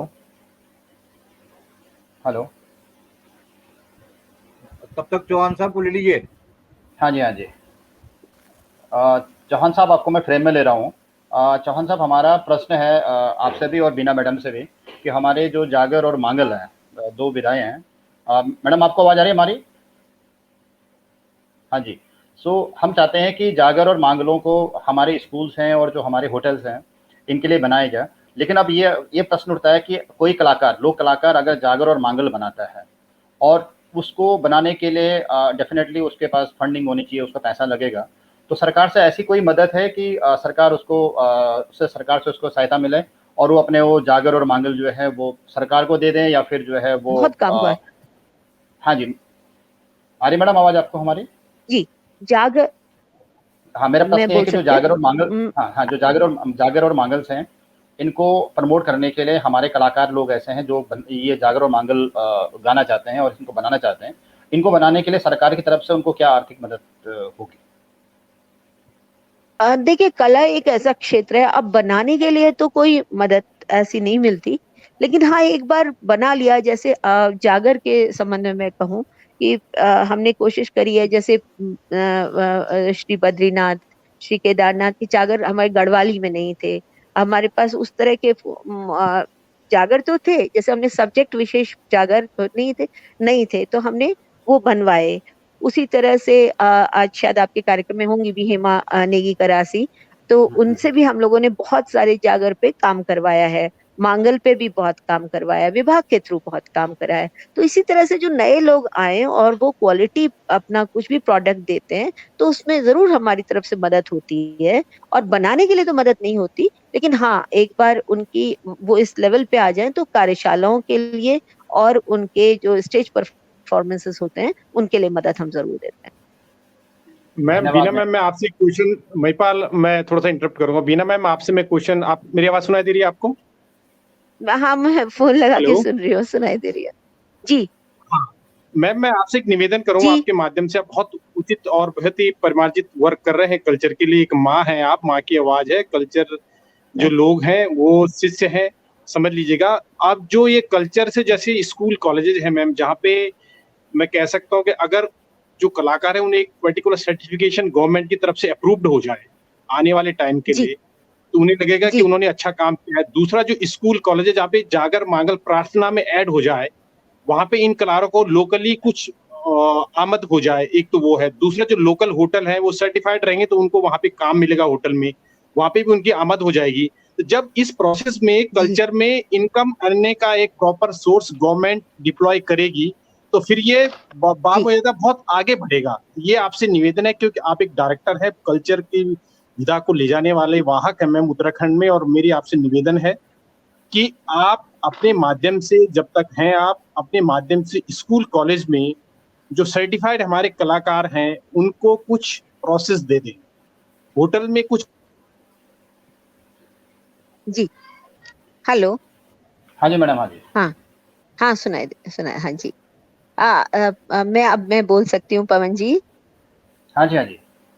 हाँ, जहाँ तक होटलों का संबंध है, जैसे रामनगर में, मसूरी में, यहाँ हमने काफी हद तक कोशिश करी है और अब ऐसा होने भी लगा है कि जब गेस्ट वगैरह आते हैं तो ये लोकल धुनों से या लोकल हमारे मांगल से ये उनका स्वागत करते हैं। तो उस दिशा में तो हुआ है। हाँ, कॉलेज स्कूल वाला आपका जो सुझाव है वो अच्छा है।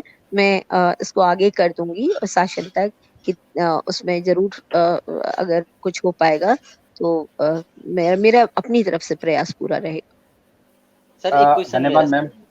हाँ जी। हाँ जी। सर अभी आपने जो लोगों ने जो बताया है, जैसे कि कोई भी सिंगर्स है, हर किसी को तो मतलब इंश्योरेंस की बात चल रही थी, आवाज की, कलाकार की उंगलियों की, सभी की बात चल रही थी। तो हर किसी कलाकार को तो आप इंश्योर नहीं कर सकते हैं, लेकिन ये है सर कि जैसे आप बता रहे थे A grade, B grade, C grade, ये कलाकार में अभी तक देखें, हम तो अभी नई पीढ़ी के सिंगर है, अभी 2018 से हमारा कैरियर शुरू हुआ है, या मेरे से पहले के होंगे 2015, लेकिन जैसे बड़े कलाकार हैं, जैसे आप लेके चलिए, हमारे तो मेनली तो हमारे प्रीतम बर्तवाण जी और नरेंद्र सिंह नेगी जी हैं।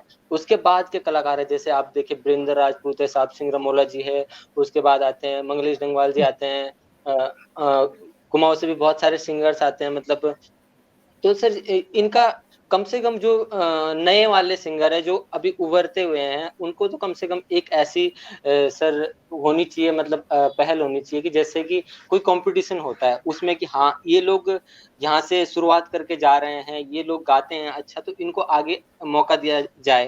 क्योंकि गाना तो आज की डेट में हर कोई गा रहा है, हर स्टूडियो भी बहुत खुल रहे हैं और गाने भी बहुत बन रहे हैं, तो इसी कारण शायद ये पहल नहीं हो पा रही। लेकिन जो लगता है कि सरकार ये देखे कि हाँ कौन कलाकार है, कौन संस्कृति के लिए काम कर रहा है, कौन अच्छा काम कर रहा है, कौन क्या लिख रहा है, इन चीज को सुने और इन चीज को देखे, A grade, B grade, C grade में इस चीज को डिवाइड करे, और तब जाके मतलब ये कहीं ना कहीं, क्योंकि कलाकार आज की डेट में बहुत परेशान है, और हम ये भी समझते हैं कि सरकार हर किसी को जो ये चीज नहीं कर सकती, क्योंकि हर कोई आज बहुत ज्यादा सिंगर्स हैं आज की डेट में, लेकिन कम से कम ये होना चाहिए कि जो पुराने लेवल पे जिनको सुन के हमें प्रेरणा मिली है कि हम कलाकारी का क्षेत्र चुना है हमने, तो कम से कम उनसे। टीना मैडम, आपको आवाज आ रही है हमारी? मैडम, इनका जो अंकित चक्रवर्ती जी का एक ही प्रश्न है कि हमारे जो आर्टिस्ट है इनका कैटेगराइज किया जाए वन, और दूसरा चीज़ है कि हमारी इंडस्ट्री जब स्ट्रक्चर होगी तो इंडस्ट्री में जो है इन्वेस्टमेंट आएगा। और हम अभी बात कर रहे थे, हमारे साथ एक्सपर्ट जुड़े हुए हैं सोहम चेटर जी, जो कि दिल्ली से जुड़े हुए हैं। हमारी कल्चर और टूरिज्म अपनी इंडस्ट्री में जो है हम चाहते हैं कि इक्विटी फंडिंग हो और लोग इसमें आए और हमारे यहाँ फिल्में बनाएं, हमारे गानों पर पैसे लगाएं। और उनको करने के लिए हमें पहले अपने एरिया में और अपने लेवल पे इम्प्रूवमेंट करनी है।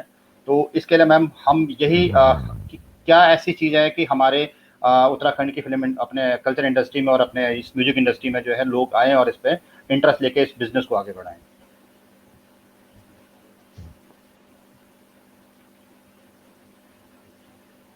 आपको आवाज आ रही मैम हमारी?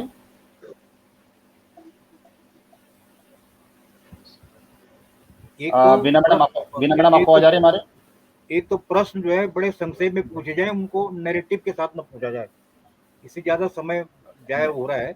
और दूसरे चौहान साहब को अभी तक आपने फ्रेम में नहीं लिया। चौहान साहब से भी मतलब हाँ जी क्योंकि 1.5 घंटा हो गया प्रोग्राम में। चौहान साहब ट्रैवल कर रहे हैं आई थिंक, तो इसलिए वो हाँ जी आगे।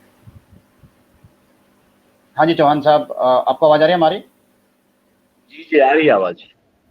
हाँ जी सर, आपको मैं फ्रेम में ले रहा हूँ। पहले सर आपका स्वागत है, काफ़ी टाइम लग गया है। आपने सर हमारे सारे प्रश्न और सारे हमारे डिस्कशन देख लिया है, तो हम चाहते हैं सर सोल्यूशन क्या होगा और कैसे इसको आगे बढ़ाया जाए। हाँ, दो तीन बातें इसमें है। जैसे एक तो कि कोई कह रहा था कि अभी तक इसे कोई पुरस्कार ऐसा नहीं मिला है। उत्तराखंड में प्रीतम भरतवाण जी को पद्म श्री या पद्म श्री शायद कोई पुरस्कार उनको मिला है, संगीत के क्षेत्र में ही वो पुरस्कार उनको प्राप्त हुआ है, नंबर 1।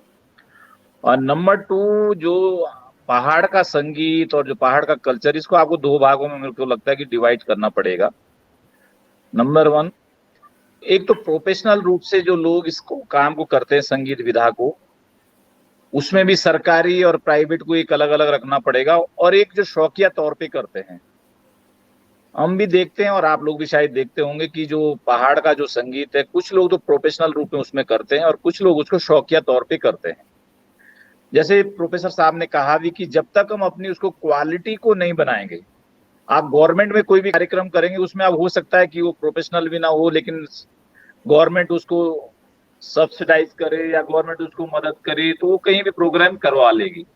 बट यदि आप प्राइवेट में कोई काम करेंगे तो प्राइवेट में काम तो वो क्रीम को लेंगे, मीन्स जो आपका अच्छा कलाकार होगा उसी को उस कार्यक्रम में वो प्राइवेटाइजेशन में उसी कार्यक्रम उसी व्यक्ति से वो काम करवाएंगे, उसी को संगीतज्ञ को या उसी कलाकार को या उसी गायक कलाकार को बुलाएंगे। हम नरेंद्र सिंह नेगी जी ने एक कार्यक्रम में कहा था, मुझे अभी भी याद है, लगभग 10-12 साल पहले,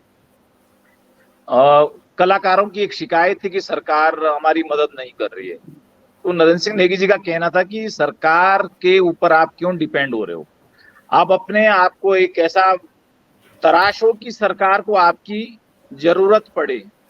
उनका कहने का तात्पर्य था कि आप अपनी क्वालिटी को इतना बेहतर बनाओ कि आपके पास टाइम ना हो किसी कार्यक्रम को करने के लिए, कि आपके दिन एक दिन में 2 कार्यक्रम आपके इंगेज हो जाए। आप अपने आप को इस तरीके से बनाओ, इस तरीके से ढालो। तो उनकी बात मेरे को बिल्कुल वो अच्छी लगी थी।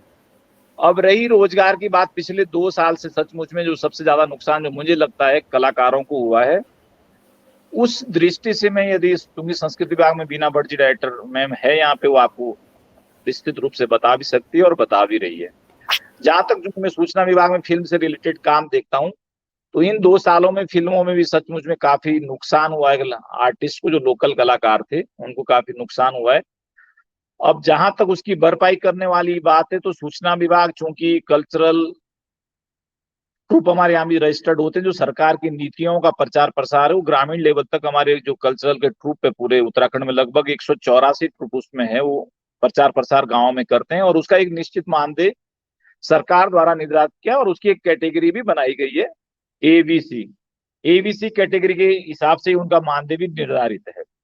क्योंकि वो सचमुच में 2 साल से वो काम बंद है और उसमें काफी परिश्रम और काफी लोगों को नुकसान हुआ है, वो हम खुद उसकी पीड़ा को हम भी समझ सकते हैं, सरकारी लेवल पे भी और अब व्यक्तिगत लेवल पे उस पीड़ा को समझ सकते हैं। रही फिल्मों की बात की, जैसे कहा कि ये आंचलिक फिल्मों को हम कैसे उसको बढ़ावा दें, तो आंचलिक फिल्मों के, जैसे मैंने कहा कि हमारी जो फिल्म पॉलिसी, उस फिल्म पॉलिसी को हमने अभी संशोधित करने के लिए शासन को भेजा है, और कि कैसे उसमें कलाकार ज्यादा से ज्यादा जुड़ सकते हैं, उनके लिए कई प्रकार की हमने उसमें सुविधाएं और कई प्रकार का मानदेय और कई प्रकार की ऐसी फैसिलिटी जो उसमें रखी है नई पॉलिसी में। इवन हमने यहाँ तक उसमें कहा है कि जो प्रतिवर्ष उत्तराखंड में जो लोकल फिल्में बनेगी, उसका जो डायरेक्टर होगा और उसका जो प्रोड्यूसर होगा, उसको एक हम एनुअल फंक्शन करेंगे। जैसे अभी आप लोगों ने, किसी ने कहा था कि एनुअल फंक्शन में हमको करना चाहिए कलाकारों को सम्मानित करने के लिए, उस एनुअल फंक्शन में बल्कि हमने एक निर्धारित धनराशि भी अभी प्रस्तावित की है कि जो लोकल का हमारा डायरेक्टर या प्रोड्यूसर, उसको 11 लाख रुपए की हम धनराशि उसमें उनको देंगे प्रतिवर्ष। वो प्रतिवर्ष होगा, किसी एक कलाकार, किसी एक डायरेक्टर को और किसी एक प्रोड्यूसर को धनराशि प्रदान करेंगे और एक बड़े लेवल का एक कार्यक्रम स्टेट लेवल में हम करेंगे। ये पॉलिसी यदि हमारी फाइनल हो जाती है तो उसमें कलाकारों को एक काफी फायदा मिलने वाला है। मुझे लगता है कि शायद 2-3 महीने में हमारी पॉलिसी फाइनल हो जाएगी। और बाकी जो कला का एक, जो मेरे दृष्टि में मुझे लगता है, हमको क्वालिटी पे ध्यान देना पड़ेगा। जैसे प्रोफेसर साहब ने कहा कि आजकल आप देख रहे होंगे कुछ शौकिया तौर पे कर रहे हैं। अब सपोज आप कोई जागर कर रहे हैं और जागर में हमने जीन्स पहनी है, टी शर्ट पहनी है, तो वो जागर कहाँ लगेगी? उसका कल्चर का मीन्स गाने के साथ साथ उसकी वेशभूषा का भी एक फर्क पड़ता है, उसका जो बैकग्राउंड म्यूजिक है उसका भी फर्क पड़ता है, और जो आपकी एक लोकेशन है उसका भी काफी फर्क पड़ता है। तो मुझे लगता है कि जो प्रोफेशन रूप में इस काम को कर रहे हैं, हमको क्वालिटी और उसका एक जो सचमुच में एक पूरे उत्तराखंड में या जो पूरा हमारा पहाड़ का जो कल्चर है, कोई भी हम अपने पहाड़ का, बॉलीवुड में आप हिंदी गाने कोई हो सकता है, और बॉलीवुड में जो आता है वो कंपटीशन और उनका तो एक बिजनेस एक प्रकार से, बिजनेस के रूप में हमको करना है। लेकिन उत्तराखंड में अभी भी मुझे लगता है 60 से 70% लोग जो इस विधा में हैं, उनका ये बिजनेस नहीं है, वो शौकिया तौर पे इस चीज को कर रहे हैं। तो जो हमारी लोकल विधाएं हैं उसको हमको बचाना चाहिए और उसको सभी को उस दृष्टि में सोचना चाहिए। जहां तक ये होटलों की बात है कि होटलों में हमारी लोकल सॉन्ग होने चाहिए या लोकल गाने, सचमुच में मेरा तो अपने आप ही 2-3 साल से इस दिशा में मैं भी सोच रहा था कि जो होटेलियर्स है यहाँ पे पूरे उत्तराखंड में, उसमें एक तो कम से कम हमारी जो उत्तराखंड की डिश है, फाणू है या कोदों का कुदवा है या झंगोरे की खीर है, इस तरह की जो पहाड़ की डिश है, ये हमको गवर्नमेंट लेवल पे एक डिसाइड कर देना चाहिए और कंपलसरी कर देना चाहिए कि कोई भी जो यहाँ पे 3 स्टार 5 स्टार होटल या छोटे भी होटल है, उसमें कम से कम हमारे उत्तराखंड की 3-4 डिशें बने। आज आपका जो आपकी साउथ की डिशें क्यों फेमस है जगह जगह, आप डोसा खाते हैं, आप इस तरह की जो उनकी डिशें फेमस पूरे दुनिया में हो गई है। तो इन डिशों को हमको भी थोड़ा सा काम करना पड़ेगा और वो तब होगा जब हम लोकल लेवल पे होटलों को इसको कंपलसरी कर देंगे कि 4-5 डिशें आपको बनानी ही बनानी है। इसके अतिरिक्त यदि उन रोजगार से उन कलाकारों को जोड़ना है तो जो बड़े लेवल के होटल यहाँ पे उत्तराखंड में है, उनमें जो हमारे लोकल है, मैंने देखा है गोवा आप जाते हैं या महाराष्ट्र में आप कहीं जाते हैं या आप राजस्थान में जाते हैं, तो जो बड़े 5 स्टार होटल से तो शाम को 1 घंटा या 1.5 घंटा जो वहाँ की लोकल कला होती है, जो लोकल कलाकार होते हैं, वो अपना प्रेजेंटेशन देते हैं। उसमें एक उनको अच्छा सा मानदेय भी मिल जाता है और एक जो गेस्ट होता है वो गेस्ट यहाँ के कल्चर को भी सीख पाता है। तो सचमुच में जो आप लोगों का ये सुझाव था, ये बहुत ही काबिल तारीफ है और इसको सरकारी लेवल पे भी हम लोगों को करना चाहिए। जी धन्यवाद चौहान साहब। चौहान साहब, आपने जो बातें कही हैं वाकई वो एक मिसाल है। अभी हमारा एक प्रश्न है कि सर कहाँ कमी रहेगी कि हमारे इस फिल्म इंडस्ट्री में है, चाहे हमारे कलाकार हैं, इनको इक्विटी पार्टनर नहीं मिल पाते हैं। मुझे लगता है अगर हाँ जी, एक और चीज़ है कि इक्विटी पार्टनर लाने के लिए जैसे हमारे काला साहब ने बोला कि हमें जो है प्रॉपर स्ट्रक्चर होना है, सिस्टम्स बनने चाहिए और हमारा कंटेंट और सब चीज़ें होनी चाहिए। बट फिर भी सर हमारे इस इंडस्ट्री को 30 साल हो गए हैं और हमारी कुछ गढ़वाली फिल्में बनी थी और अब तो हमारे जो आर्टिस्ट हैं वो बहुत अच्छे तरीके से जो है वो गाने फिल्मा रहे हैं, शूटिंग हो रही है। बट अभी तक कहाँ कमी रह गई कि हमारे को जो है पार्टनर नहीं मिल पाते हैं, हमारी जो इस इंडस्ट्री में जो है पैसे का इन्फ्यूजन नहीं हो रहा है। और हमारे साथ एक्सपर्ट बैठे हुए हमारे सोहम जी, जब इनसे इस चीज़ में चर्चा करेंगे। जी निश्चित रूप से, जैसे मैंने कहा, एक तो हमको क्वालिटी पे ध्यान देना बहुत जरूरी है। यदि कोई आप सॉन्ग फिल्माते हैं, उस सॉन्ग की क्वालिटी क्या है, उसके सुर क्या है, उस गाने को फिल्माया कैसे गया है, जब तक आप उसको नहीं तराशेंगे तब तक कोई देखेगा नहीं। अभी भी आप यूट्यूब में चौहान साहब कई गाने ऐसे भी हैं कि कलाकार लिमिटेड लेवल के कलाकार है, लेकिन उनके गानों को जो है 25-30 करोड़ लोगों ने सुना है। तो ऐसा नहीं है, ऐसा नहीं है कि देखो गानों में जो है अच्छा कंटेंट नहीं है, पिक्चराइजेशन नहीं है, सब कुछ है। लेकिन सर एक ही मुद्दा है कि सरकार के भरोसे ना बैठे, तो कलाकार किसके पास जाएगा? कलाकार अगर सरकार कलाकार के साथ सबके साथ नहीं चल सकती है तो अल्टीमेटली सर एक ही चीज़ है कि अगर जब तक हमारे इन कलाकारों के लिए फंडिंग नहीं होगी, जब तक इन्वेस्टर्स नहीं आएंगे और जब तक हम अपने उत्तराखंड में इन्वेस्टर का वेलकम नहीं करेंगे, तब तक सर बहुत मुश्किल है। तो हम चाहते हैं सर कहाँ कमी रहेगी है, अगर आप बिकॉज डायरेक्टर हो वहाँ पे फिल्म बोर्ड के, अगर आपसे ये सुझाव हमें मिलेगा तो डेफिनेटली सर इसके बाद हमारी अगली मुहिम जो आज हम सोहम जी को अपने गेस्ट लाए हुए हैं, इनसे हमारा यही डिस्कशन होगा और डेफिनेटली हम इनको पूरा एक प्रेजेंटेशन बना के देंगे अपने उत्तराखंड के बारे में। और हमने बहुत सारी चर्चाएं कर ली, हम मंत्री जी से भी पिछले हफ्ते हमने डिस्कशन किया था। जी बिल्कुल, आपने ठीक। चौहान जी बीच में इंटरप्ट कर। जी बताइए। आपके माध्यम, चौहान जी आपको इंटरप्ट करने बीच में थोड़ा सा मैं महिपाल इस बात को थोड़ा ऐड करना चाहूंगा कि आपके द्वारा जो चीजें चल रही प्रोसेस में और उनकी बिल्कुल आप रिग्रेक्शन इस पे काम कर रहे, इसके लिए पहले तहे दिल से धन्यवाद और कलाकारों की तरफ से आपको बहुत बहुत शुभकामनाएं, आशीर्वाद। मेरा कहने का मतलब ये चौहान साहब कि अगर कुछ ऐसी कोई बॉडी हो जो इनको दिशा निर्देश करे, जो इनको गाइडेंस दे। सबसे पहले एक्चुअली क्या होता है कि गाइडेंस की बहुत जरूरत होती है। पता है कि अगर कोई छोटा बच्चा है, उसको सही तरीके से आगे बढ़ाना है या टीम को लेके चलना है, तो उसमें एक प्रॉपर गाइडेंस या गाइड होता है। सर एक गाइड कोई ऐसी बॉडी बने या कोई ऐसी बाहर से कोई एजेंसी गवर्नमेंट के साथ टाइप करे जो सबको रेगुलेट करे और एक प्रॉपर गाइडेंस दे, प्रोफेशनल उसमें आए कि हाँ टेक्निकली कहाँ फेसबुक में प्रॉब्लम है, कहाँ ओटीटी प्लेटफॉर्म कैसे बनता है, कहाँ पे आपके गाने में कमी है, कहाँ गाने को बढ़िया किया जा सकता है, कौन अच्छा कौन बुरा, अगर उनको ये इसका पता चले तो ऑब्वियसली आगे जो उनका इनपुट जब राइट होगा तभी आउटपुट अच्छा आएगा। आउटपुट अच्छे की उम्मीद तो हम कर रहे हैं, लेकिन इनपुट देने का तरीका सही नहीं है। तो हाउ टू डू ये तो बता रहे हैं, लेकिन व्हाट टू डू, कैसे करना है, ये इसकी जरूरत है मुझे लगता है। तो ऐसा अगर कोई बिल्कुल। हाँ जी चौहान साहब जी बिल्कुल, आपने सही कहा कि जब तक गाइडेंस नहीं मिलेगी, इसी दिशा में मैं आपको कहूं कि मैं चूंकि फिल्मों से रिलेटेड काम मैं कर रहा हूं, तो मैं वही बात आपको बताऊंगा। कल्चर से रिलेटेड बीना भट्ट मैम जी आपको बताएगी। हमने सोचा कि एफटीआई के 2 प्रशिक्षण केंद्र है पूरे भारत में, एक सत्यजीत रे कोलकाता में और एक आपका पुणे में।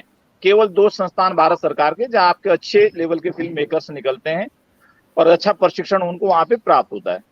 तो लगभग ये 2 साल पहले मैंने एक प्रस्ताव शासन से भारत सरकार को भिजवाया था कि उत्तराखंड में एक एफटीआई के तर्ज पर एक ऐसा संस्थान होना चाहिए, क्योंकि उत्तराखंड में काफी कलाकार है, उनको एक अच्छा प्रशिक्षण प्राप्त हो सके।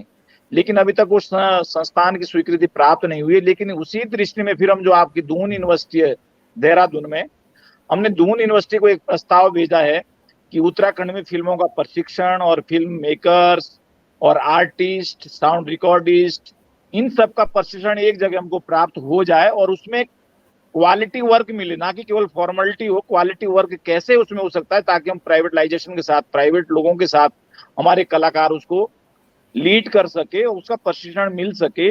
तो ऐसा एक संस्थान खोलने का देहरादून में अभी भी दून यूनिवर्सिटी में हमारा प्रस्तावित है और उसमें काम चल रहा है। उसमें हमने बड़े बड़े फिल्म मेकर्स जो थे इंडस्ट्री में, उनसे भी हमने सलाह ली और उनसे भी सलाह मशवरा किया कि इस तरीके से क्या हो सकता है इसमें। वो हमारा एक प्रकार से पाइपलाइन में वो काम चल रहा है। इसी तरह बल्कि एक कोटद्वार में एक संस्थान खोला है, मिस्टर रावत जी है कोटद्वार में, उन्होंने फिल्म संस्थान खोला है कोटद्वार में, गवर्नमेंट से एफिलिएटेड है वो संस्थान, काफी लोगों को वो भी प्रशिक्षित कर रहे हैं। तो ये आपका कहना बिल्कुल सही है कि जो कलाकार है उसको जब तक ये पता नहीं होगा कि मेरे को किस विधा में मेरी अंदर क्वालिटी है, किस विधा में मेरे को जाना है और मेरे को प्रशिक्षण कहाँ से प्राप्त करना है, तब तक एक क्वालिटी वर्क नहीं हो पाएगा। तीसरी चीज जो मैं अपनी फिल्म पॉलिसी की बात कर रहा हूँ, जैसे आपने कहा कि उत्तराखंड में उसको पैसा कैसे आ सकता है, हमारा जो लोकल आर्टिस्ट है या लोकल हमारा इंडस्ट्री वाला है फिल्म मेकर्स, उसको पैसा कैसे मिल सकता है इंडस्ट्री से। जो हमारी फिल्म पॉलिसी है उसमें मैंने अभी ये प्रस्तावित किया, जो शासन को मैंने सबमिट की है फिल्म पॉलिसी, उसमें एक चीज हमने ये भी कही है कि यदि कोई बॉम्बे का film maker, Hindi film maker यहाँ आता है और वो हमारा कोई जो फर्स्ट 8 आर्टिस्ट होते हैं उसमें उत्तराखंड के किसी आर्टिस्ट को लेते तो हम उसको 25 लाख रुपए एक्स्ट्रा देंगे। जो उस कलाकार की फी होगी, उस कलाकार की फी 25 लाख तक भी होगी, वो एक्स्ट्रा क्या गवर्नमेंट उसको फंडिंग करेगी। उससे क्या होगा कि जो लोकल आर्टिस्ट है और जो बॉम्बे के फिल्म मेकर, उनको भी लगेगा कि चूंकि हमारी फिल्म को 25 लाख रुपए मिल रहा है और वो 25 लाख हमने कहा कि वो आपको उस आर्टिस्ट को पेड करना पड़ेगा, जो आप आर्टिस्ट उत्तराखंड के लेंगे।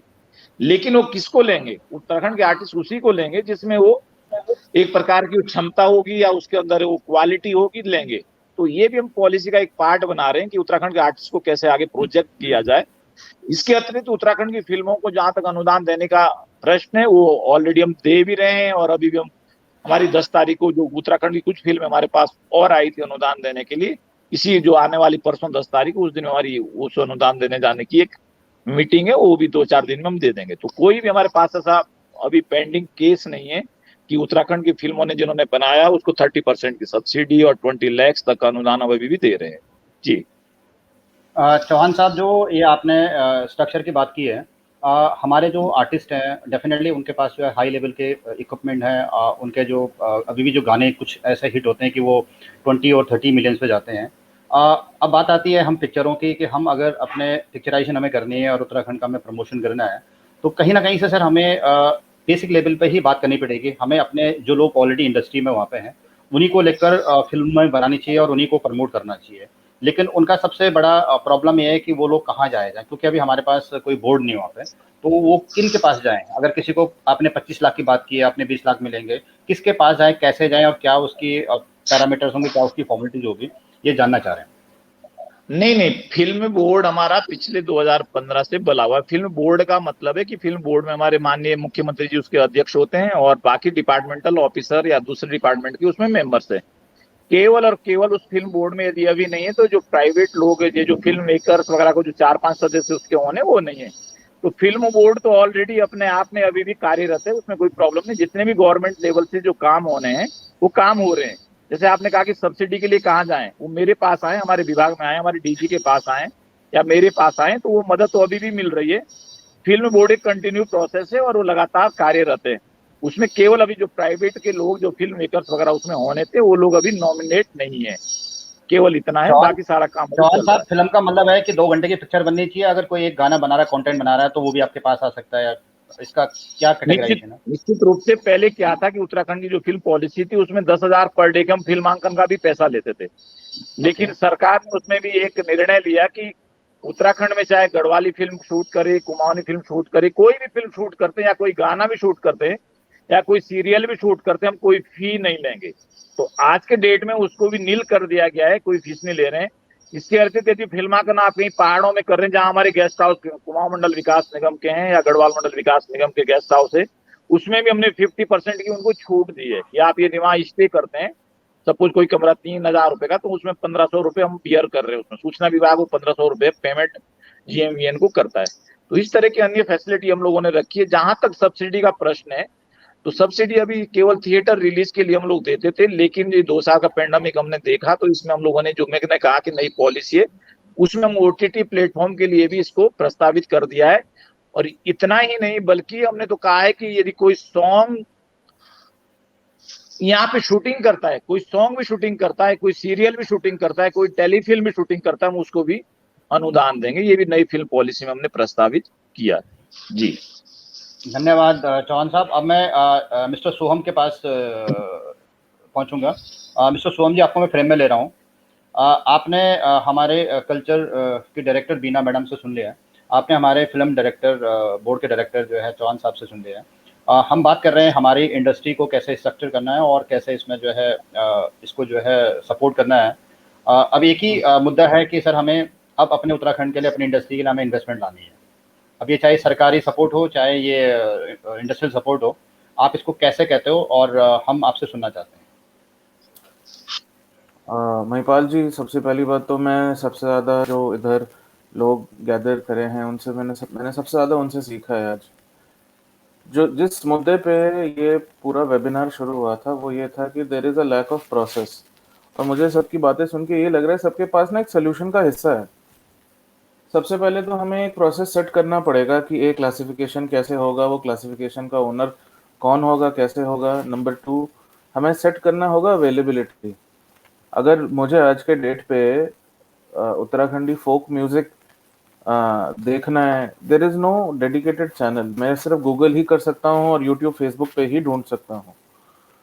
तो एक आजकल ओटीटी बनाना काफ़ी आसान हो गया। खैर उसमें डिटेल में अभी नहीं जाऊंगा क्योंकि वो बहुत लंबा सब्जेक्ट है। बट मोस्ट इम्पॉर्टेंटली हमें ये देखना पड़ेगा कि हम जहाँ पे लोगों का कॉन्ग्रीगेशन सबसे ज़्यादा होता है ये कंज्यूम करने के लिए, वहाँ पे हम अवेलेबिलिटी बढ़ाएं CDN के थ्रू या जैसे भी हो।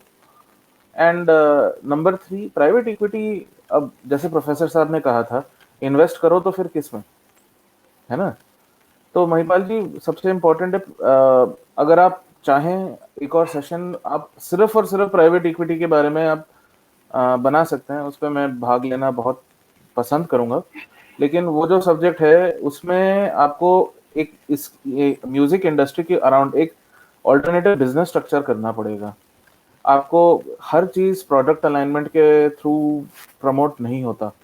एंड जो चीज़ें बॉम्बे में हो रही हैं, दिल्ली में हो रही हैं, कलकत्ते में हो रही हैं, वो चीज़ें आपको ये at a state level locally लाना पड़ेगा। तो that is a very very deep subject. इसका कोई एक ब्लैंकेट सोल्यूशन नहीं है। लेकिन हाँ, एक अच्छा स्टार्ट ये रहेगा कि अगर हम एक डिफाइंड चैनल या डिफाइंड OTT बनाएं, जो आज के डेट पे काफ़ी आसान और सस्ता हो गया है। और नंबर 2, एक प्रोसेस डिफाइन करें कि अगर हमारा एंड गोल है कल्चर को प्रमोट करना थ्रू अपलिफ्टमेंट ऑफ आर्टिस्ट्स, अगर हम फाइनेंशियली उनको अपलिफ्ट करना चाहते हैं, एक टारगेट के बेसिस पे प्रोसेस डिफाइन करें और उसके प्रोसेस के ओनर को किसी गवर्नमेंट नोडल एजेंसी को बनाएं और फिर उसको पुश करें आगे। Thank you. आपकी जो बात है वो काफ़ी वैल्यूबल है। ये तो आपने कह दी, लेकिन सर अगर हम बात करते हैं कि सिस्टम्स भी अगर आज हमारे बात करो उत्तराखंड के गानों की और हमारे म्यूजिक की, अच्छे कलाकार भी हैं, लोगों को अवार्ड्स भी मिले हुए हैं और हमारे पास अच्छे वाद्य यंत्र भी हैं, तो कहीं ना कहीं सर कुछ ना कुछ तो रह गया है कि जिससे कि अभी तक लोग वहाँ पे नहीं आ रहे हैं। बस हमारा मेन मुद्दा ये है। हमारे प्रोफेसर साहब ने बताया कि हमें इसको फाइन ट्यूनिंग करना पड़ेगा। कहाँ कमी रह गई है, कहीं ना कहीं तो शुरू करना पड़ेगा। अगर हमें इसको इंडस्ट्रियलाइजेशन करना और अगर हमें इसको एक प्रोडक्ट बनाना है तो कहीं ना कहीं से हमें शुरू करना पड़ेगा। तो क्या तो या तो हमें अपने आर्टिस्ट को जो है इनोवेट करना पड़ेगा, या फिर हमें जो वाद्य यंत्रों को इनोवेट करना पड़ेगा, या फिर हमें अपने सरकार के पास कुछ पेपर लेके जाने पड़ेंगे कि हमें जो है ये चीज़ करनी है। तो हमें कहाँ से शुरू करना है, एक्चुअली वही हम जानना चाह रहे हैं। सरकार वाला प्रोसेस तो इन पैरेलल हमेशा चलना चाहिए, बट अगर मैं एक एज अ कंज्यूमर, अब मैं एज अ टेक्निकल एक्सपर्ट बात नहीं करूंगा, एज अ कंज्यूमर जो मुझे लगता है एक जेन्युइन सी बात वो है रेलेवेंस। कुछ कोई सुपरहिट गाने या फोक म्यूजिक में अगर ढूंढूं तो जो मेरे को मोस्ट रेलेवेंट गाने हैं वो उत्तराखंड के नहीं दिखाते। वो अगर गूगल सर्च पे हो कहीं पे भी हो, एक होता है कि जो गानों का रेलेवेंस है उनको थोड़ा बूस्ट करना चाहिए। मैं ये नहीं कह रहा हूँ कि आप सब्जेक्ट मैटर पूरा बदल दो, बट उस पे रिसर्च और खर्चा लगता है। उसके लिए अगेन एक मॉडल बनाना पड़ेगा, एक प्रोसेस बनाना पड़ेगा। सोहम जी, मैं अभी इसी मुद्दे पे आता हूँ कि जो हमारे हाँ, हाँ। उत्तराखंड की पॉपुलेशन अप्रॉक्स 1.25 एंड 1.50 करोड़ है। अगर हम बात करते हैं कि हमारा एक आदमी एक ही बार में गाना सुनेगा तो हमारे गाने की रीच जो है वो 1.5 करोड़ है, 2 करोड़ होगी। बट एटलीस्ट हर गाने को लोग साल में 2-3 बार सुनते, 5 बार सुनते हैं। हम चाहते हैं कि हमारे उत्तराखंड के सारे गीतों को सारे पूरे कंट्री सुने, पूरा वर्ल्ड सुने। और जब इसमें सारे स्टेट के लोग सुनेंगे तो रीच बढ़ेगी तो फिर उसके बाद अर्निंग बढ़ेगी, फिर उसमें सिस्टम्स आएंगे। कुछ लोग जो है गाने के बोल सुनेंगे, कुछ लोग हमारे पहाड़ देखेंगे, कुछ लोग हमारे पिक्चराइजेशन पे भी जो है इसके व्यूअर्स आएंगे।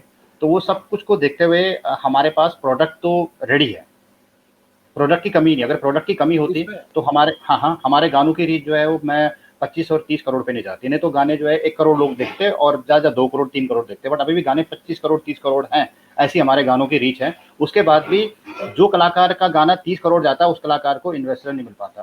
अगर वो कलाकार कहीं जाता है उसका गाना रजिस्टर्ड नहीं है। अगर हम बात करें हमारे उत्तराखंड का एक भी सॉन्ग रजिस्टर्ड नहीं है। अच्छा, तो दिस इज अ इंस्टीट्यूशनल, मैं सॉरी मैं इतना नेगेटिव साउंड कर रहा हूं, बट तो जो हमारा इंस्टीट्यूशनल प्रॉब्लम है, वो तो है। जो हमारा स्ट्रक्चर का प्रॉब्लम है, जो हमारा प्रोडक्ट डिफाइन जो होना वो भी प्रॉब्लम है। इन सब कुछ को देखते हुए चीजें 80% चीजें कंसोलिडेटेड बनी हुई हैं, 20% उसको फाइन ट्यूनिंग करना है और रेडी हो जाएंगी। मेरा कहने का मतलब है कि ऐसा नहीं है कि हमारा प्रोडक्ट कहीं का नहीं है, हमारे गाने कहीं नहीं दिखते। अगर आज भी बात करो तो हमारे पास 25 ऐसे आर्टिस्ट हैं अपने उत्तराखंड के जिनके गानों की रीच 25 से 30 करोड़ है। और हमारे उत्तराखंड के आर्टिस्ट को पद्मश्री अवार्ड मिल चुके हैं। अगर इनको पद्मश्री अवार्ड मिल चुके हैं तो बहुत बड़ी रिकॉग्निशन है, पूरे वर्ल्ड लेवल पे लगे हैं। अब हमें इनको आगे बढ़ाने के लिए, हमें इस इंडस्ट्री को बढ़ाने के लिए कहीं ना कहीं से हमें डिस्कशन यहाँ से शुरू करना पड़ेगा। रीजनल से निकल के मेन स्ट्रीम जाना पड़ेगा आपको। आपने एक्चुअली अपना सवाल का जवाब आपने खुद दे दिया है। देखिए, अब ये जो 25 करोड़ लोग कंज्यूम करते हैं या जो भी नंबर है, वो सिर्फ लोकल उत्तराखंड के नहीं है, वो उत्तराखंड के लोग जो बाहर रहते हैं वो भी हैं, बाहर देशों में, बाहर प्रदेशों में जो भी है, ठीक है, ये लोग पर्सनली कंज्यूम करते हैं। तो ये म्यूजिक को इस लेवल पे लाना पड़ेगा। मैं I am not saying the quality is good और बैड, बट गानों को और पूरे मीडियम को ऐसे लेवल पे लाना पड़ेगा, इंक्लूडिंग पिक्चराइजेशन जो आपने मुद्दा उठाया था, इस लेवल पे लाना पड़ेगा कि वो मेन स्ट्रीम बने। वो मेन स्ट्रीम बनाने के प्रोसेस में रिसर्च और खर्चा लगता है, जो कि आप कह रहे हो प्राइवेट इक्विटी, सब देख रहे हो ना। ये डिस्कशन की शुरुआत में बोला था, ये जलेबी पकती जा रही है। प्रोसेस का फर्स्ट स्टेप अवेलेबिलिटी है, और गवर्नमेंट संस्था के साथ जो पेपर वर्क शुरू करना है, वो ये दोनों चीजें पैरेलली हमें शुरू करनी पड़ेगी। नहीं तो ये जो वेबिनार है ना, ये वेबिनार वो जलेबी बन के ही रह जाएगी। तो हमें प्रोसेस शुरू करना चाहिए ये, और इसके प्रति जो एफर्ट्स लगेंगी, कुछ लोग ऐसे होने चाहिए जो अकाउंटेबल हों। आप बेसिकली अगर आप फ्यूचर वेबिनार्स में ये भी पुश करें कि जैसे आप हर बार किसी न किसी नए टैलेंट को लाते हैं, एक ये भी एक लिस्ट होना चाहिए कि कौन आदमी क्या कर रहा है, कौन क्या अकाउंटेबल है, what is the result of that. मैं तो पहली बार आ रहा हूँ, है ना। So that is also very important, accountability and starting the process. Private equity आ जाएगी over a period of time, it is only natural. आज के डेट में मैं आपको एक इंटरेस्टिंग स्टेटिस्टिक बताता हूँ। ये अगर आप कोई भी पुराना बिजनेस लाइन मैगजीन उठा के पढ़ लें, आपको ये दिखाई देगा, right now the amount of dry powder in the world is at its maximum but not enough investable business. मतलब आज के डेट पे 2021 में दुनिया में ट्रिलियन डॉलर्स में प्राइवेट इक्विटी पड़ी हुई है, लेकिन इन्वेस्ट करने के लिए कोई जगह नहीं है। तो इन्वेस्टेबल बनाने के लिए एक है रीच, दूसरा है मेन स्ट्रीम और तीसरा है प्रोसेस। प्रोसेस से आपको स्टार्ट करना पड़ेगा, लेकिन प्रोसेस स्टार्ट करने के लिए आपको अकाउंटेबिलिटी चाहिए। तो वो अकाउंटेबल कौन होगा, एंटिटी कौन अकाउंटेबल है? सरकार पे सरकार का मुद्दा उठाना सबसे आसान है, बट वो इंडिविजुअल कौन है जो इनको पुश करेंगे? So that identification of that is very important. मेरे पास 2 घंटे होने वाले हैं और बहुत अच्छा सुझाव आए हैं, तो इस पे मैं चाहता हूं कि एक प्रोग्राम में अलग से सोहम जी के लिए किया जाए, क्योंकि टेक्निकल जो जानकारी इनके पास है, अकूत खजाना है, उस पर आज हमने ज़्यादा एक्सप्लोर नहीं किया उसको और ज़्यादा उसका फायदा नहीं उठाया। और दूसरी बात यह है कि 2 घंटे होने वाले हैं, तो इसलिए हम लोगों को समय की सीमा के अंदर ही रहना है। तो आज जहाँ तक मैं सोचता हूँ कि बहुत समसामयिक और सार्थक चर्चा हुई है। देखिए, सरकार के ऊपर तो आपको ज़्यादा वो डिपेंड नहीं होना पड़ेगा, ये तो सरकार के अलग अलग प्रायोरिटीज होती है, लेकिन आज जो पता लगा मुझे, सरकार की तरफ से भी काफ़ी काम हो रहा है। ये नहीं कि सरकार काम नहीं कर रही है। सबसे बड़ी बात यह है कि आप हर एक को मतलब ये कि गधों को घोड़ा नहीं बना सकते आप, भले घोड़े गधे बन जाते हैं अपने कारण से। तो आपको ये डिमार्केशन करना पड़ेगा कि किन लोगों को आगे बढ़ाना है, किन लोगों को नहीं बढ़ाना है। ऐसे देखिए, आप एक पंडोरा बॉक्स खोल देंगे, हर एक टाइम डिक एंड हैरी जो है आपके उसमें आएगा कि हमको, लेकिन हमको में से आपको छांटना पड़ेगा ताकि हम उस पर फोकस कर सकते। हमको से इनको पे जाना पड़ेगा, आप समझ रहे कि नहीं। और दूसरी बात यह है कि हम तो चर्चा ही कर सकते हैं और बहुत अच्छी चर्चा हो रही है, और मैं चौहान साहब को तो मैं काफ़ी अच्छा मानता हूँ, जो सूचनाएं हमको देते हैं, बहुत अच्छा प्रयास कर रहे हैं, बहुत अच्छा काम कर रहे हैं। भाई देखिए, कमाल की बात है, लोगों को पता नहीं है कि फिल्म बोर्ड यहाँ बना हुआ है 2015 से। अगर कोई ये बोलेगा कि मुझे पता नहीं चल रहा है उत्तराखंड सरकार क्या कर रही है फिल्मों के लिए, मैं उस बात को मानने के लिए तैयार नहीं हूँ।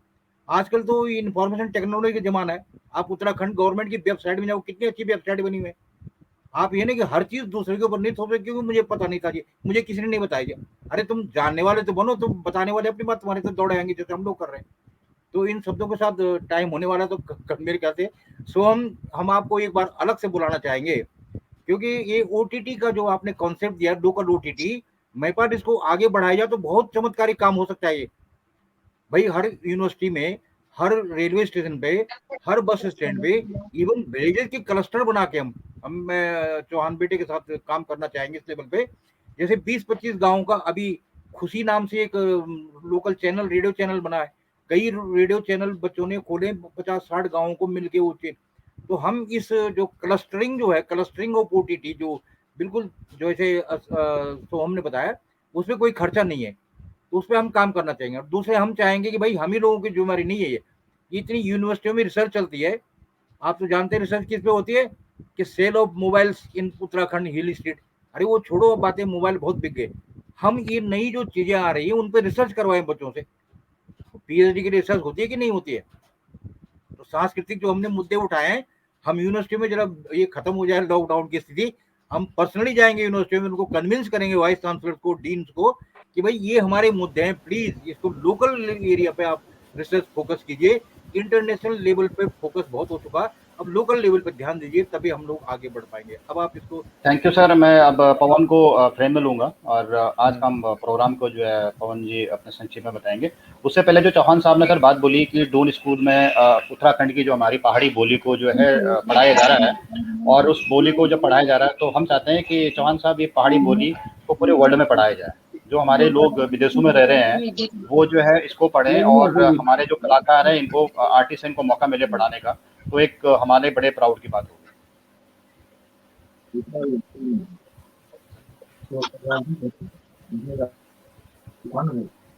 आई थिंक चौहान साहब के उसमें आवाज में प्रॉब्लम है, उनको अलग से बुलाएंगे, बहुत ही उनके पास जानकारी अकूत खजाना है उनके पास जानकारियों को, जो टेक्निकलिटी जो हमने आज बात करनी थी। हाँ जी, हाँ जी, चौहान साहब जी रावत जी, हाँ जी, हाँ जी, अलग से बुलाएंगे उनको एक दिन।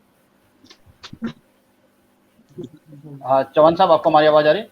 जी हाँ जी, आई थिंक कनेक्टिविटी। जी, तो चौहान साहब, क्या हम पूछना आपको चाह रहे थे आप? आपका प्रश्न हमारे ये प्रश्न था हमारा कि जी, आ रही दून है। स्कूल में जो दून यूनिवर्सिटी में आपने बताया कि हमारे पहाड़ी बोली को पढ़ाया जा रहा है और वहाँ पर उनकी क्लासेस शुरू हो रही है। इस अपनी पहाड़ी बोली को अगर हमें आगे बढ़ाना तो हमें सर ये विश्व पटल पर ले जाना पड़ेगा। और जो लोग हमारे देश विदेश में रह रहे हैं वहाँ पे उनके बच्चों को जो है हमारे आर्टिस्ट के द्वारा अगर पढ़ाया जाए, उनको संगीत सिखाया जाए, तो हमारे वाद्य यंत्र भी बिकेंगे, हमारे कलाकारों आर्टिस्ट को जो है टाइम भी मिलेगा और हमारा जो कल्चर है ये पूरे वर्ल्ड में फैलेगा थ्रू टेक्नोलॉजी। मतलब देहरादून में बैठ के एक आर्टिस्ट 1 घंटा जो है क्लास लगाए पूरे वर्ल्ड की, और उनको पैसा भी मिलेगा और हमारे कला का जो है पूरे वर्ल्ड में प्रदर्शन भी होगा। हम ऐसा चाहते हैं आपके उत्तराखंड बोर्ड से और उत्तराखंड से। बिल्कुल, शार्क लेवल से जो होगा वो निश्चित रूप से करेंगे। इसके अतिरिक्त जैसे आपने कहा कि उत्तराखंड की बोली भाषा है, उसके लिए आपने देखा होगा ऋषिकेश में भी जो फॉरनर्स आते हैं उत्तराखंड की बोली और भाषाओं की ट्यूशन लेके हैं बाकायदा, और उस बोली भाषाओं में वो गढ़वाली में या कुमाऊनी में विदेशों में जाके बातें करते हैं। तो उनकी तो बात की बात है, लेकिन पहले हमको अपनी बोली भाषाओं को हमको ही नहीं भूलना होगा। यदि हम ही खुद भूल जाएंगे तो फिर उस बोली भाषा का प्रचार प्रसार कैसे होगा? हाँ जी, हाँ जी, थैंक यू, थैंक यू। अब पवन, मैं आपको ले रहा हूँ फ्रेम में। हाँ जी, आप पवन समापन कर दीजिए। धन्यवाद। Thank you Mahipal. चौहान जी, आपका और बीना भट्ट मैम हमारे साथ में जो कल्चर डायरेक्टर उत्तराखंड गवर्नमेंट शासन से, हमारी बात उन तक पहुंची, जरूर ये बात आगे तक जाएगी। और उन कलाकार जो हाशिए पे खड़े हैं, जहां पेंसिल की आवाज की उंगलियों की, जब ब्रास बैंड की जगह ढोल तो स्कूल में जगह, क्योंकि अगर कॉलेज में हम शुरू करेंगे तो शायद उतना परिमार्जित नहीं होगा। अगर स्कूल लेवल से बच्चों को कल्चर की शिक्षा, ढोल दमाओ और जागर मांगल और संगीत का एक साथ में सर्टिफिकेशन मिले तो आगे जाके वो उसमें अपना करियर बना पाएंगे। ये हमारी मनोकामना रही, क्योंकि अगर हमारा कहीं प्रॉब्लम है तो उसका सॉल्यूशन भी साथ होता है। प्रॉब्लम होती है, उसमें प्रोसेस लगता है, उसमें सॉल्यूशन निकलता है, उसमें पेमेंट आता है, उसमें फाइनेंस यील्ड होती है, इन्वेस्टमेंट होता है और इंश्योरेंस आता है। इसी प्रोसेस के साथ आगे हम इस चर्चा को यही क्वेश्चन मार्क रखकर छोड़ते हैं। पुनः आपके साथ में आएंगे जो हमारे साथ मुखर्जी जैसे जो लंदन से पढ़े हुए जो लोग हैं, जो ग्लोबल स्ट्रेटेजिस्ट हैं, काला सर की अध्यक्षता में, और महिपाल आपके सानिध्य में ये प्रोग्राम दोबारा जारी रहेगा। नेक्स्ट एपिसोड में हम इस पर बात करेंगे कैसे इन्वेस्टमेंट